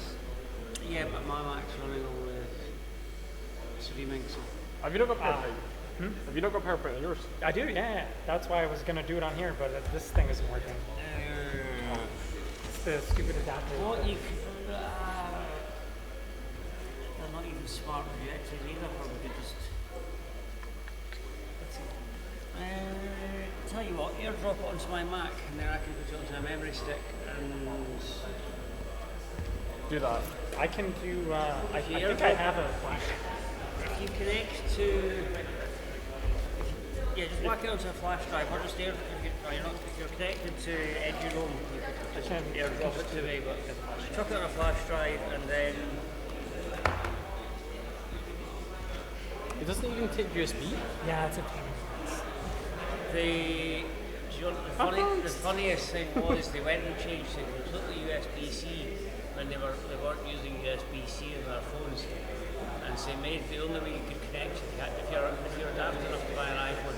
Sorry, no offense, I'm not an iPhone. I only use a Mac for professional reasons. I always have to make that clear to people. I don't know why we've all got to. So if you just chuck that onto that, everything you need is on here, so you can do your presentation. His presentation Oh, it's is on working. there. That's It's his. None the of the videos videos don't are work. working because What videos are they? What there's format? I think they're all like MP4s. Right, yeah, we find that. Right. None of them play. I guarantee think it's because he's come gotten out of PowerPoint. It's because he's using the LibreOffice instead of a real PowerPoint. I think. Try to boss that. I only use LibreOffice. I hate PowerPoint. Yeah. I hate Office. It's absolutely phenomenal. There's all your videos will be in here. No, that's not his. No, So I can just throw the videos on this flash drive. You can try that. Do that. And let me just minimize this. I think I have. Yeah, these are infuriating things.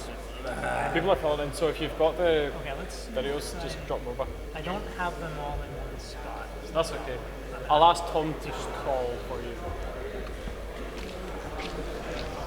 Why did that? See the broken one. I love the magnetic charger. Oh yeah, that was great. I love the magnetic charger. That was the best. Yeah, again, mine's the last one that I had that as well. I've got a full size HDMI in mine as well. It's good. It's really great. His presentation is fine. The videos don't work. On will his work. machine. It will work. It works on my. Actually, do you want to try it on your Mac and see if they play on mine? Curious. Okay, yeah. We're None trying of to the get videos it. will play on his We're computer, gonna try to- which is typical. Yeah, do it. It's happened before.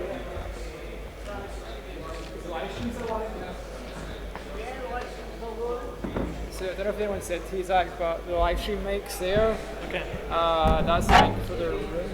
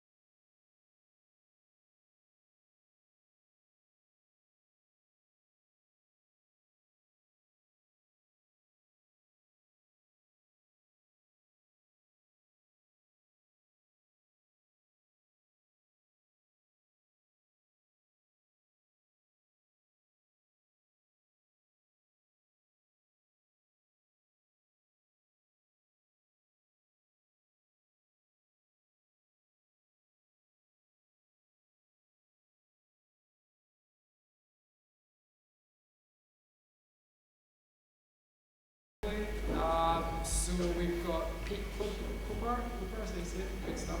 So Pete's came all the way from the US, from the Breakthrough Starship Foundation, which is probably like the coolest project going just now, I'd say, in the space world. Really interesting to hear how things are progressing on the project and where you guys have got to. And just the live stream mix there, so don't get too far away, so people can hear you online. So. I think I read something where there's drinks later. So I'll be quick so we can get to that, because I understand the Scottish like, well, anyway. I work for Breakthrough Prize Foundation, and I'll tell you a little bit about the foundation and some of our mission plans and what we've been doing. The Breakthrough organization has two parts. One part is called the prize, the Breakthrough Prize, and they give out 7 to 10 $3 million prizes every year in science, math, and biology. And they have a big gala affair where they hand out the prizes.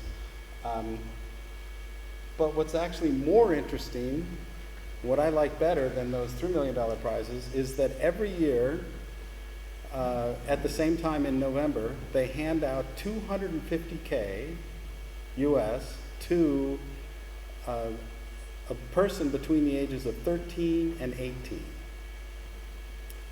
And so if you want $250K, all you have to do is make a 3-minute video that describes science, math, or biology.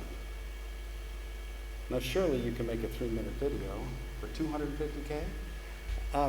So that $250K goes to the individual, and then $100K goes to their high school for a laboratory, science lab or something.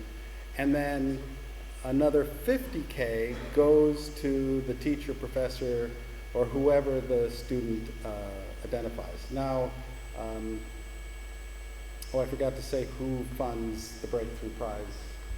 The Breakthrough Prize is funded by all the rich people in Silicon Valley. It's Larry Page, Sergey Brin, Mark Zuckerberg, his wife Priscilla, Ann Wojcik. There's just a bunch of billionaires. And the leader is really a guy named Yuri Milner, who is a venture capitalist guy. And those are the guys that fund it. But the place to go for the Breakthrough Junior Prize is just search on Breakthrough Junior Prize. And you'll see all the instructions. And it's due July 1st, so you have some time to get your friends that are between 13 and 18 to start working on it. And there's also a bunch of videos online that you can see the past winners and that kind of stuff. Okay, so that's the prize foundation, but then there's also the initiatives. And the initiatives is what I work on. And who I am is I'm the chief engineer for the Breakthrough Initiatives. There's another guy here who will be here tomorrow also, James Swakala, and he's the program manager for the Starshot. So he's the guy that controls the money for Starshot, so you should hit him up for the money. Hit me up for the technical stuff, him up for the money. Okay, so the Breakthrough Initiatives has several initiatives. It was started, that's Yuri Milner there. While he was still alive, Stephen Hawking was on our board of directors. There are several initiatives with the basic unifying theme of, is there life in the universe? And can we go visit it? The first initiative is Listen, called Listen, where we collect 2 petabytes of data a day, every day, from 2 major 100-meter telescopes, one in Australia and one in West Virginia. And what we're basically doing is a SETI search. So we listen to the million closest stars and see if anybody is beaming us a message. And we haven't found one yet, but we'll tell you if we do. the reason why there's a telescope there, the optical telescope on the right, is we also look for laser flashes in case people are flashing lasers around the universe. We're looking at those at mostly galaxies to find out if there are people shooting lasers around.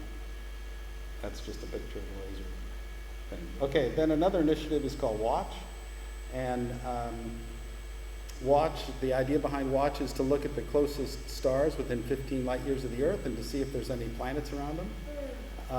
Now these are Alpha Centauri. I really like Alpha Centauri. So only 20% of the stars in our local area are sun-like stars, but it turns out that the two closest stars to us are both sun-like.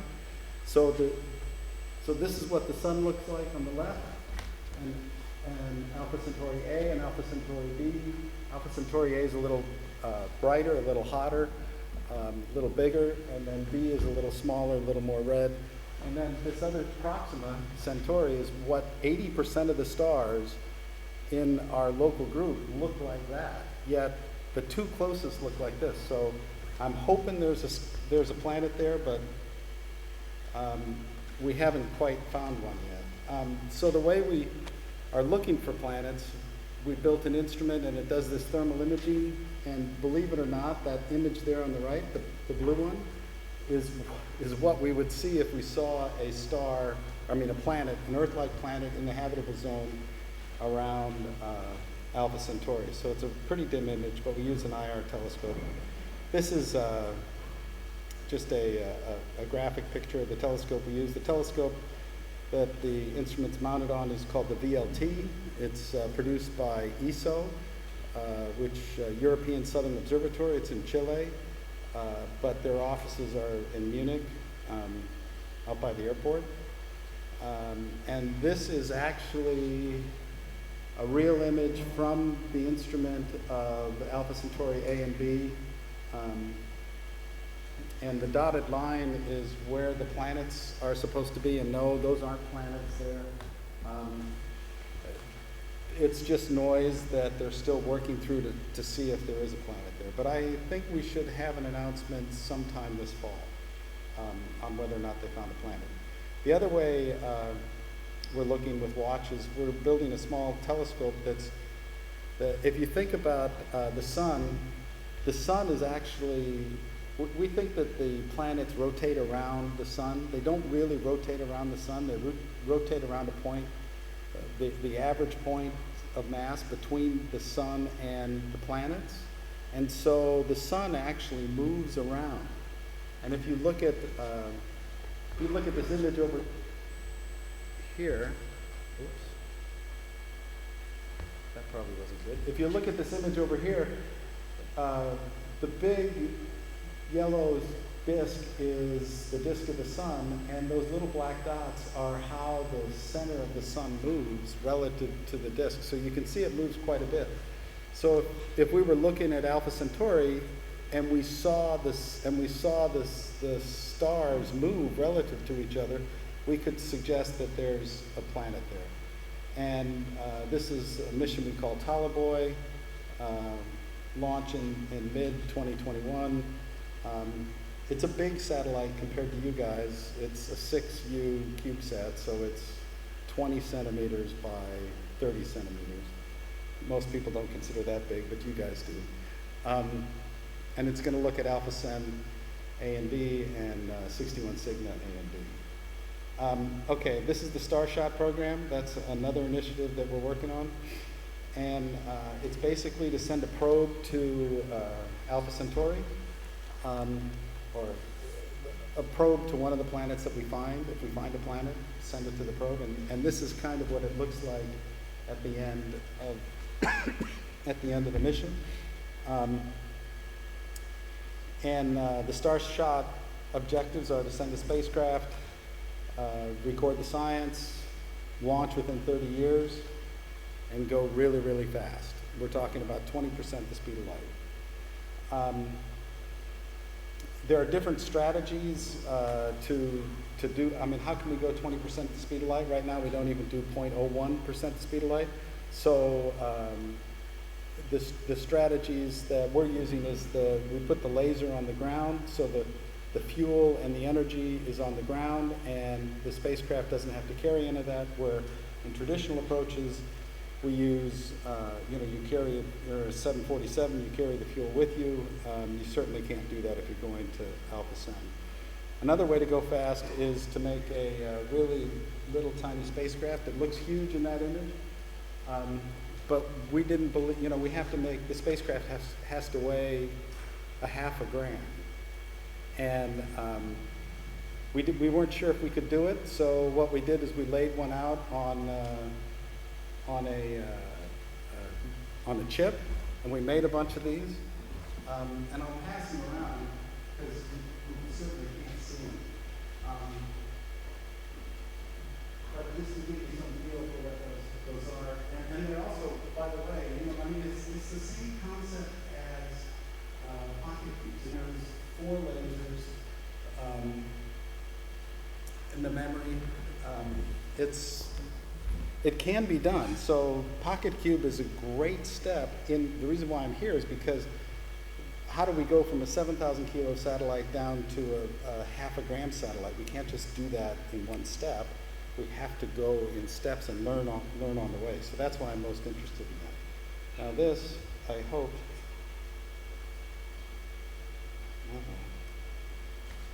Let me see. I think I'll try and. I like the video. I'll see if I can play it.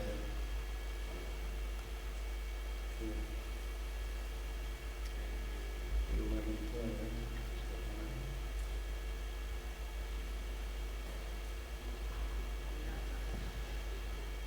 Wait, let me play it. I had it playing earlier. Yeah, it doesn't want to play now. Oh, here it is. There. Huh? I definitely had it playing earlier because Yeah, I know you did. It's zoomed through, isn't it? Where was it? Bear with me. Have you got an online version? Is it this drive? I know. On your desktop? On the desktop? Yeah, it's on the desktop. Okay, on the desktop. No, it's on the desktop. Where's the? There's one. How about this? Can I pull that out? Just there. Take it out. Breaking everything, sorry. That's all right. They can't see anything anyway. Right, okay, there it is. Okay, so this is the video. We'll replay it a couple of times. So we build this 100 gigawatts of lasers on the ground in Chile. We have a space-based mothership that deploys one of these a day, and we fire the laser at the sail. The sail weighs half a gram, the spacecraft weighs half a gram, and it accelerates to 20% the speed of light. And we do this once a day when the planet or when the star aligns with the target, and we accelerate it in about 10 minutes, and it goes 4.4 light years, takes it 20 years to get there. So it's a really violent 10 minutes and then a really, really boring 20 years. It goes on its side because we're not sure about the interstellar media, and we want to present the lowest exposure. And so with all the dust and the gases that are in the way, we need to expose the smallest. Now you saw a flash there, that laser, so it steers with the lasers. It uses the lasers. Now it comes into the system, it shows it slowing down, it doesn't actually slow down. It spends about a day. So we accelerate for 10 minutes, we travel for 20 years, it spends a day in system, and then it's gone. It's about 10 seconds within 1 AU of the planet. Take some pictures. Those aren't flash. Those flashes are the steering of the vehicle, and then we send the signal back with laser back to the sun, and that takes another 4 years. So that says that we should get images back if we stay on plan by 2070. So, some of you will be alive. Probably not me. Should I play it again? Do you want to watch it again? Yeah, so there it is. In Chile, the Atacama Desert, it's about 5,000 meters. It's 5,000 meters, and there's very little water in the atmosphere. And it's 100 gigawatts of lasers, but because it's a sparse array, only about 50 gigawatts gets on the sail itself. But that's 50 gigawatts of power on a sail that's about the size of this floor here. It's about a 4 meter on a side sail. And yep, there it's taking it's laying over to go. The place where we expect to get the energy is as it's going through the interstellar media, or through the solar systems, it's going to be impacted by gas and atomic particles, and that's going to heat one side of the sail to about 700 degrees K, and the other we won't have to carry any power sources with us. But we need a planet. Right now we don't have a planet. The closest planet to the Earth is at Proxima Centauri, but it's around a red dwarf, and it's probably tidally locked, and so it probably has one side facing, like the moon, it has one side facing the star at all times, so it's probably really hot on one side, really cold on the other, with a very thin band of temperate atmosphere. Now, the communications problem, it looks easy here, but we're not so sure how easy that's going to be. Now back to our regularly scheduled program.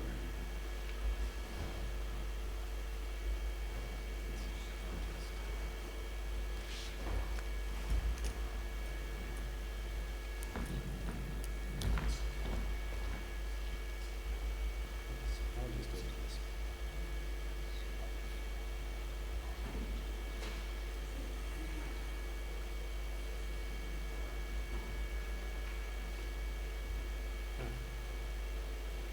How do I make it bigger?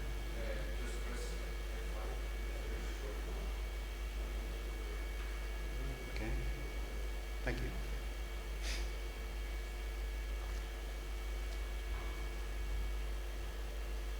Okay, so our long-term schedule is over the next 5 years, spend $100 million doing basic research and development. And then we expect to invest the value of the extremely large telescope, so $1 billion to a couple of $1 billion over years 6 to 11. And then we're basically going to spend as much as we have on CERN over the next 30 years. That's the project scale that we're at. The challenge areas that we have right now are the photon engine, which we've awarded 13 contracts, the laser sail, which we've awarded 12 contracts, 11, I'm sorry. We're going to do the communications challenge in this fall, and that's where we look for ideas about how do we get the signal back from Alpha Centauri back to Earth in a meaningful way, in a low energy approach, and get signal and not noise. And then the fourth thing that we're looking for input in is we want to do a demonstration. So we want to do some demonstrations in the solar system in the next 5 years with very small satellites, and learning how to fly small satellites with very low energy but high science return. So we're interested in looking for inputs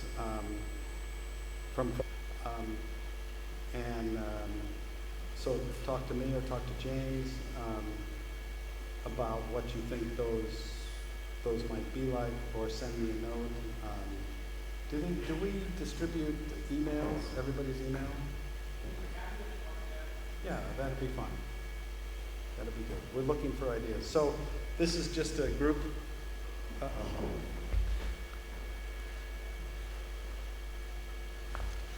This is just a grouping of the laser contracts. They mostly go, if you look at them, they mostly go to universities and JPL, but mostly basic research type people. The other thing we're doing is the sail. How do you build a sail that's the size of this room that weighs a gram? What material do you use? Here's the list of candidate materials. I'm partial to gallium arsenide, but then that's just me. It also has to withstand the power, the 50 gigawatts of power on it, which has not got this huge amount of energy, and it just takes a little tilt. It'll just fly right off, and that's not going to help us. So we have to figure out a way, and do we do that by shaping the sail, or we do that by shaping the beam? How does that? How do you actually make that work?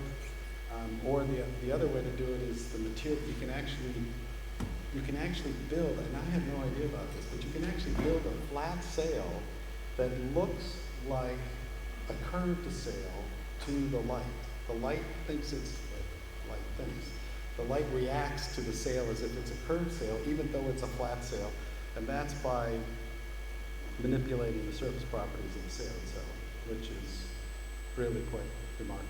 But we have to do this dynamic stability, or else, I mean, it has to do it by itself. You can't have a machine correct it because things happen way, way, way too fast. But that's where we hope to be in 2070, returning images like that. I appreciate your attention, and I'll take questions if anybody has any. Okay.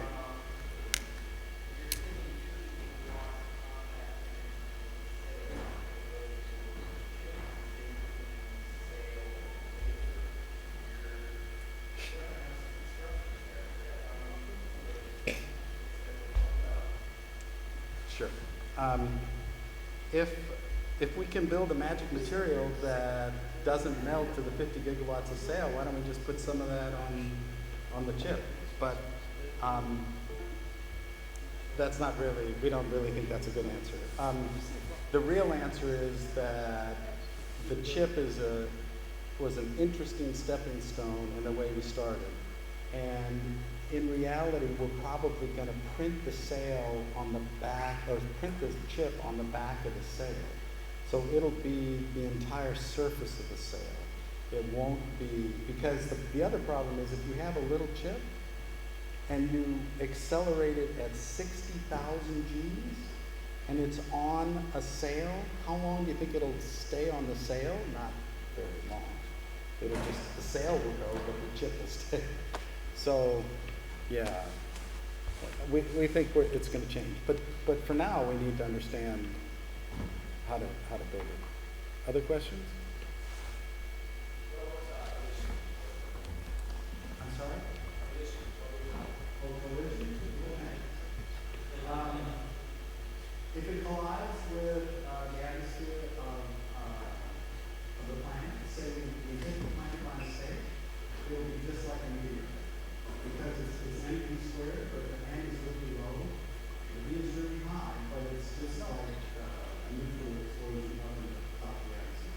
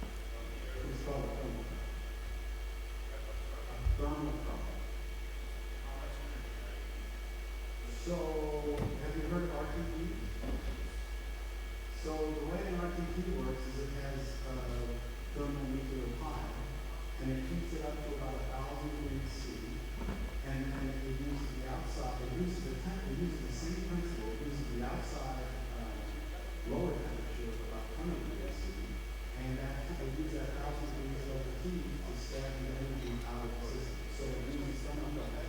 You take two different metals, nickel and copper, or and you put them together, you can make the thermocouple and give you electricity out of it. So, I don't want to interrupt because I think we could ask Pete questions all night. did I get the chips? Do we have the chips somewhere? The satellites? They're over there. Okay. Okay, So I'll Pete go will get find you and get your satellite back. So thanks very much for giving your call to Pete.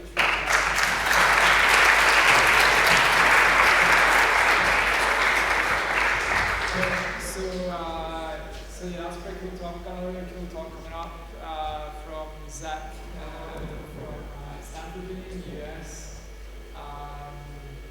Yeah, essentially Zach's claim to fame, I guess, is by the world's smallest operational satellite. I guess we talked to Stuart a few months ago. And by the way, Zach is also instrumental in the Starshot program and handling the Starship. So For sure, yeah. So very much. yeah, so yeah, I think Zach's going to talk a little bit about his trials and tribulations and successes in the world of flying sub-1 kilogram satellites, and yeah. Yeah. So yeah, the live stream mic is there, by the way. Talk into that. Yeah, and the cameras are there. Okay. So, Talk into that. yeah, so just kind of stand around here. Okay. Hey, everybody. I just played a little slide roulette, trying to get this thing to show up here. So looks like we're good on that front now. So yeah, I'm going to talk a little bit about the stuff I've been working on for almost 10 years now, the KickSat project and these tiny satellites. I have a couple in my bag that I'll pass around. You guys can come up to me after and you can check them out. So I guess first off, I like to start out with like a little motivation for why I'm doing this stuff. Probably similar reasons to why you guys are doing what you're doing. I think, we all think of satellites historically as these big expensive things that it's really hard to get involved with, and typically only done by huge companies and national governments and stuff. What if it only cost as much as a smartphone to launch a satellite? I think that's really interesting. In addition to the kind of educational and outreach stuff that a lot of us are involved in, I think it's really important for us to think about why we're doing this stuff. I think it's all fun and all that, but recently, we've started to really try to take seriously applications for this kind of stuff. And I think, in the PocketQube community, you've got the same thing. CubeSats for a long time were considered toys, right? And it's only just in the last couple of years that there have been serious commercial applications for them, but I think it's important for us to all kind of think about this stuff long term for us to keep doing this. So, random thoughts, as probably everybody here knows, the second largest consumer of satellite image data is actually the agricultural industry, and you can get things like nitrogen levels and moisture levels in the soil, all kinds of stuff from satellite imagery. And there's a lot of the big agribusinesses, at least in the US, are doing this now. They're buying data from commercial providers and doing kind of big data analytics to target watering and fertilizing crops down to the square meter level, which you can get improved crop yields, you can use less water, less resources, right? So you can make more money. And that's what we're doing, and they're doing this in the US now, but they're not doing it in sort of drought-prone developing countries where you might actually get the most benefit from it, because it's too expensive right now to do this. Other things, another area that it's sort of near and dear to me that I've been involved with for a long time, and we're trying to actually get a project going to do this for real now, is wildlife tracking. So you can imagine with climate change and all this, there's a wealth of data in the behavior of animals, where they go, where they get food, where they migrate to, and how that's changing. And I've been to a few workshops on this now, and learned just how terrible it actually is to try to track animals over wide ranges. The current technologies are horrible and expensive, and the holy grail for people in that community would be global tracking of things like these birds, where you need really small tags and you have to be able to track them over open oceans and polar regions and stuff like that to get the data you need. So the only way to do it is from space. But again, yeah, right now this stuff is prohibitively expensive. If you're into this, come talk to me. We've got a project called PandaSat with the World Wildlife Foundation to actually try to do this. Other stuff that's cool. So imagery again. right now, if you want a picture of a spot on the ground, it can take it's days to weeks to get another update, the so-called revisit rate. These are really interesting pictures. I don't have a good pointer, but I'll just kind of wave my arms and hopefully get the idea. Top left, you might be able to see this kind of streak through that image. That's a tornado in the Midwest in the US. So this was like a lucky shot. These are both images from Planet. Their revisit rates are a day or two now, which is the best out there. But okay, so they got lucky and caught a tornado as it was happening, which is pretty wild. This shot was taken right after the Kathmandu earthquake a couple of years ago. And the point here is that if we had more satellites and could get this kind of image data in near real time, you could do a much, much better job of detecting and responding to things like natural disasters, right? You'd be able to see the tornado and see where it's going. You'd be able to see which buildings collapsed and where to send in responders, right? This kind of stuff. So, you know, lots of tiny satellites, and of course, being a space nerd, super into exploration and all this kind of thing, and you know, little teaser chipsat stuff. We're looking at now interesting exploration missions where you might want many, many satellites, like hundreds of thousands, distributed over a wide area to collect in situ measurements, or just to measure things where you can't do it from a single satellite. You need multiple data points. So the top left there is a picture of, I think, Enceladus, which is where these geysers are, and you might want to sample the geyser coming out of Enceladus at a bunch of points. And then one we're actually actively working on now is looking at asteroid gravimetry. So this is trying to measure the gravitational field of an asteroid to determine what it's made of and this kind of stuff, which right now takes months to do with the Deep Space Network.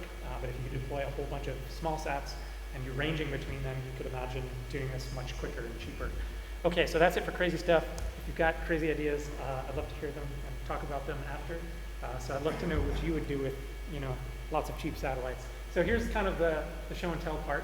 So this is circa like 2010, 2011. I actually, this is the first chipsat that we made. This is while I was an undergrad at Cornell, actually.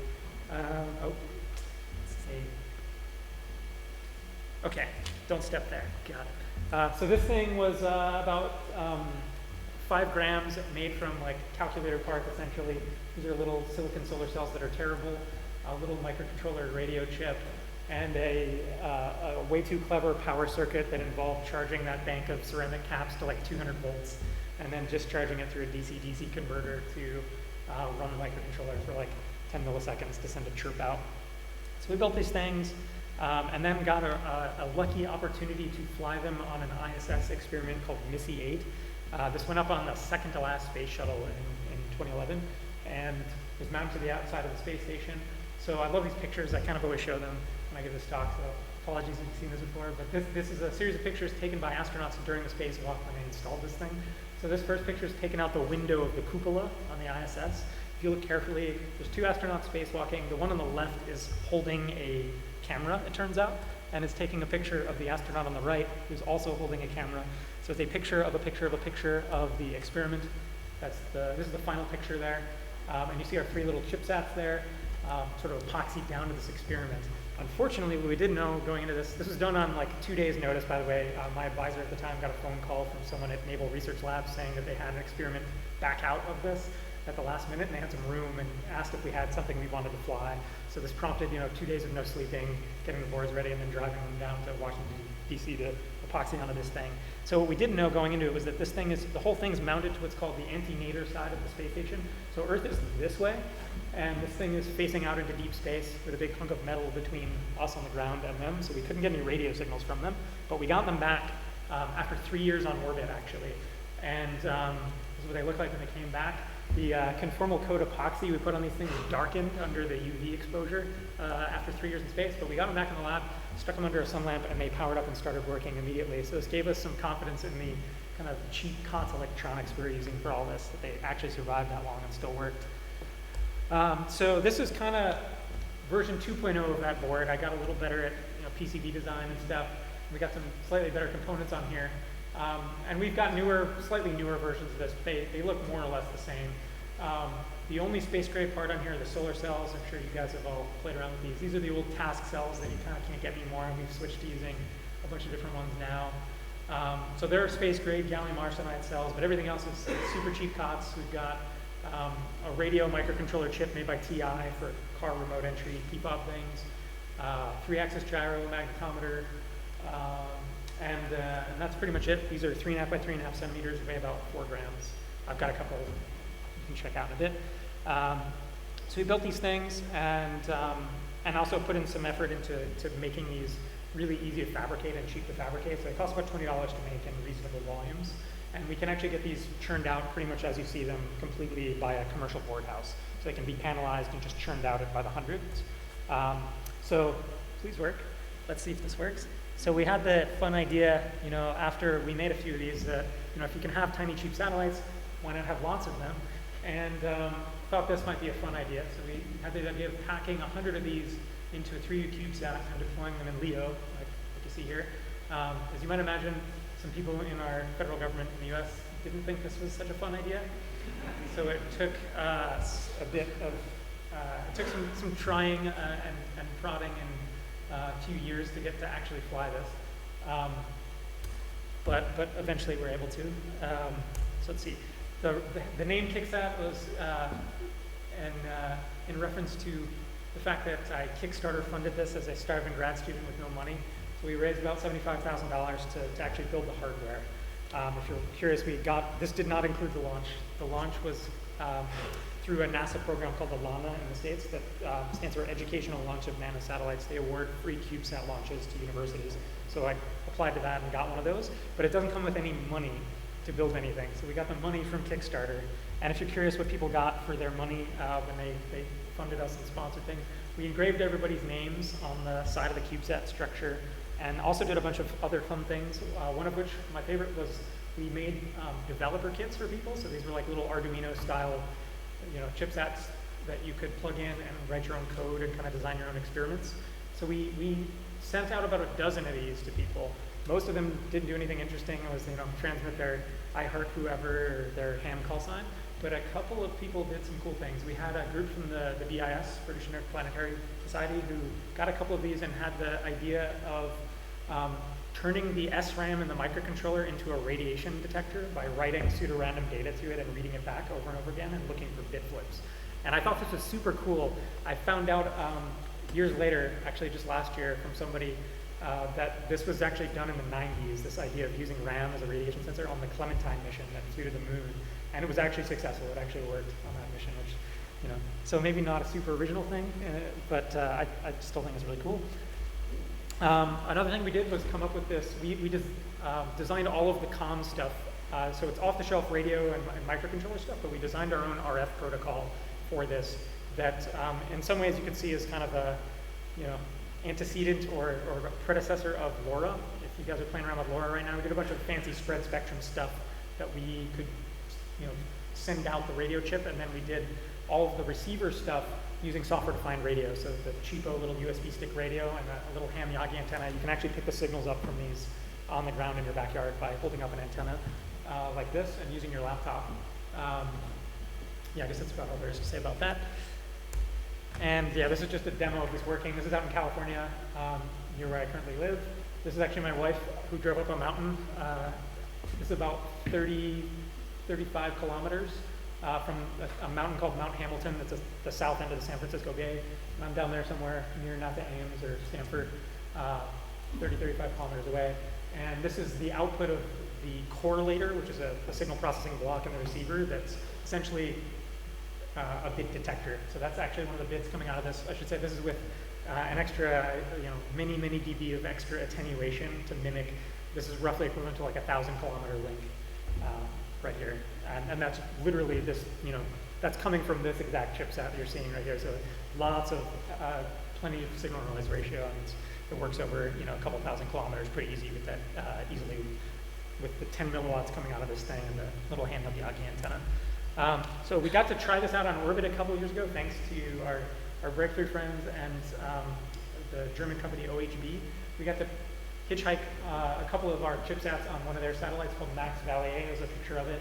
I got an export license and put these in my carry-on bag and flew to Germany with them. And we kind of showed up and made the little 3D printed mounts and stuck everything onto their satellite. They were just hard mounted onto the side.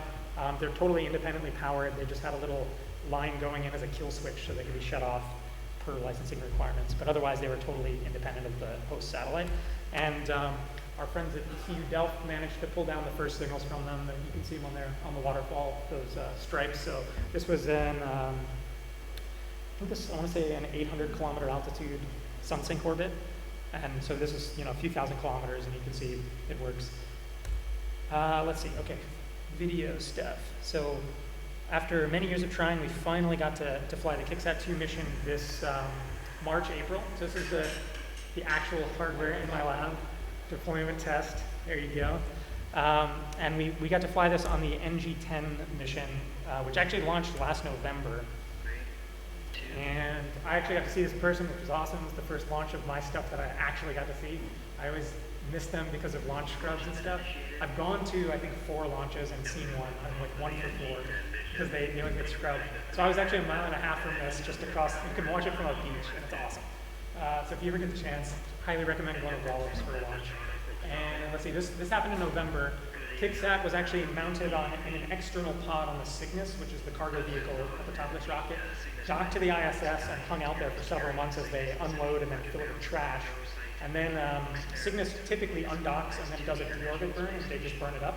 And it turned out they actually had enough Delta V capability on this mission to go drop us off at a lower orbit. So they did a couple of burns, recircularized at about 270 kilometers, dropped KickSat off, and then we were able to do our thing, and they went and did their reentry burn from there. So that was necessary for sort of regulatory licensing reasons. So we were in a very low orbit where everything was guaranteed to re-enter super fast, and there were no debris concerns.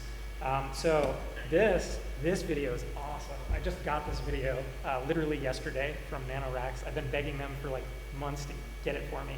This is the actual deployment video from the Cygnus of KickSat. So this is the pod down here. It's the NanoRacks pod. And you see it's that KickSat come flying out of it. There it is. And then a few days later, we got this to happen. So yeah, I said we can do this with a little Yagi antenna, but I'm at Stanford, and Stanford famously has the Stanford dish. Who here has heard of the Stanford dish? Anybody? Yeah, so a few people in the US. It's been used actually to rescue lots and lots of CubeSats. It's a massive dish that's just at the back of campus up on a hill.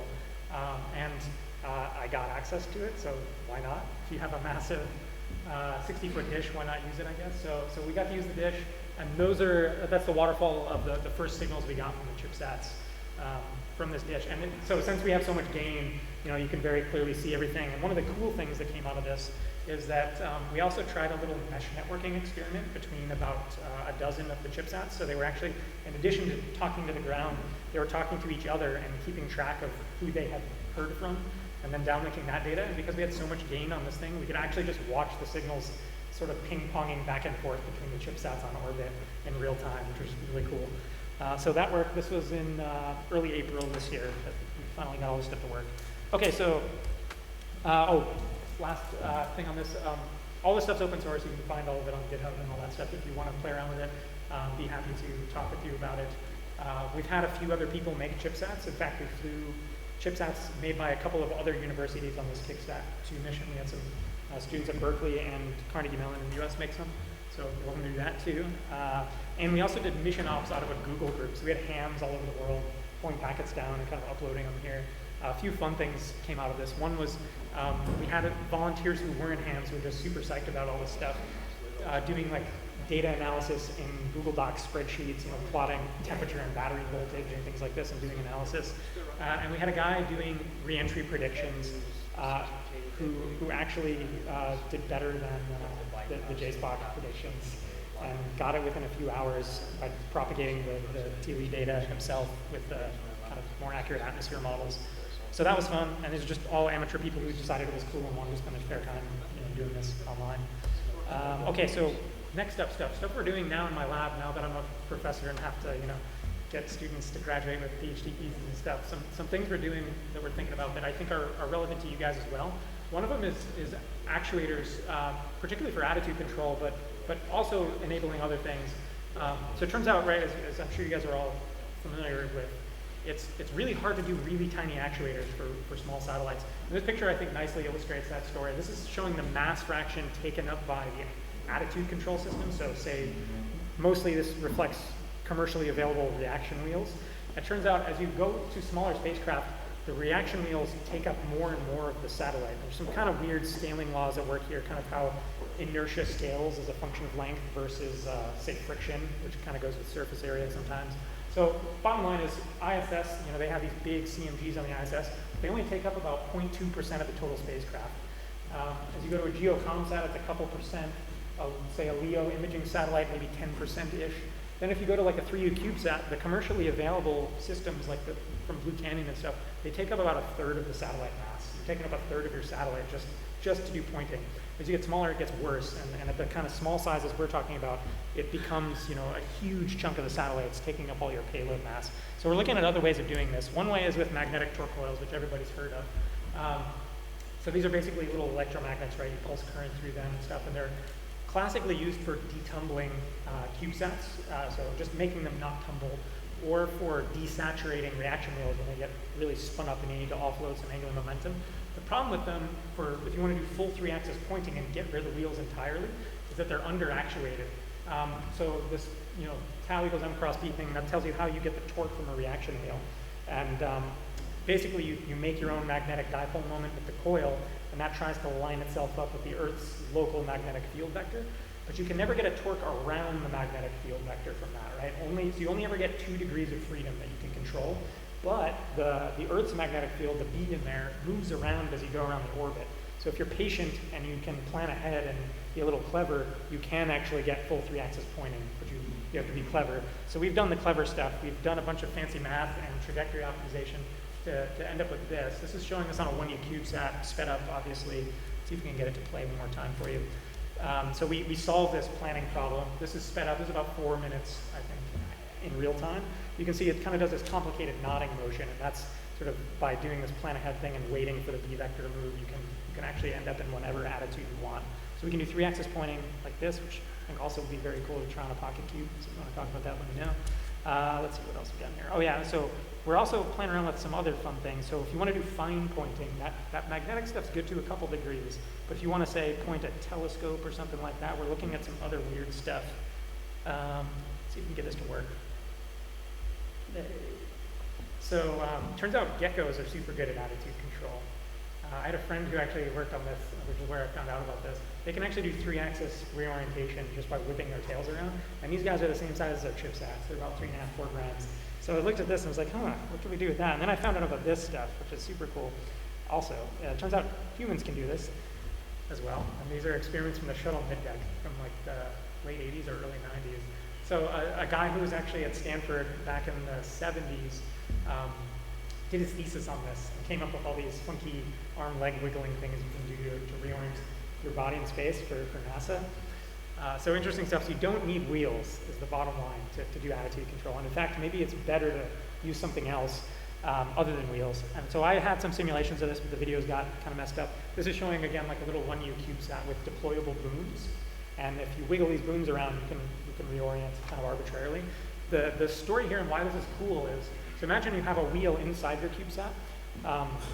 Back to this length scaling stuff. Inertia, which kind of determines the performance of your wheel, it goes like length squared, right, ML squared. If you deploy a boom, you get a big L squared, way bigger than you could fit on a little wheel inside the bus.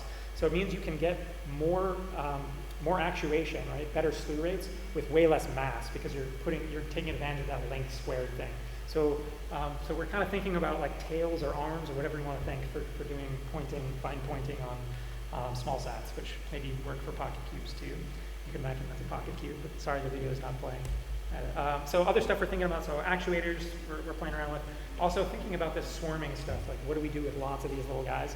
One thing we're working on right now is doing relative navigation. So we're using actually LoRa radios right now and playing around with the ranging feature on the new LoRa radios and then trying to see what we can do with the range information. So can you take just range and then run some kind of filter that thinks about the orbit mechanics, drag, etc., to try to estimate out full 3D relative positions with enough data and enough time just from the range measurements. So we think we can do that actually, which would be really cool. And then what do you do with that? So now if we actually know relative positions, can we control them effectively? And we're thinking about using just drag modulation to sort of be able to bunch things up or spread them out in a desired way. And some other fancier, farther out stuff that we're messing around with in my lab as well is trying to think about these kind of swarming things. We're messing around with distributed motion planning, distributed optimization stuff. So like the attitude demo I showed you, we're using the same kind of trajectory optimization tools to do this, but we can actually distribute these problems and have kind of cooperative things go on with multiple vehicles. So this is an example on a quad rotor. We're doing this in real life now. So this is 3 quad rotors lifting a shared load and kind of planning a route through some obstacles, through a doorway if you like. And they're doing it cooperatively where everyone's kind of networked and talking to each other. And there's no prior anything in here, and they can do it online fast enough that they can respond to the obstacle moving and stuff like that. And that, we've actually gotten this to work in the last couple weeks in the lab on real quad rotors. Just a fun video of this. So what you're seeing is they just took off and hovered. They're just being kind of able to see the scene and know where the obstacle is. And they're actually doing that planning on board right now, and they're connected with Wi-Fi. And then they're going to go ahead and fly through the obstacle and then land. So we have this working now as of like a couple days ago with the load and everything. That was just fun. So we're kind of thinking about this kind of stuff as well, and looking at bringing this to the space applications as well. So this would be if you want to do formation flying, you could do this kind of stuff. Okay, so that's like I think that's about it.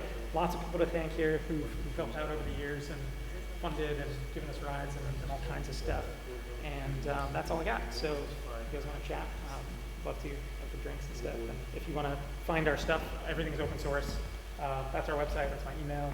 We're on GitHub too. Thanks.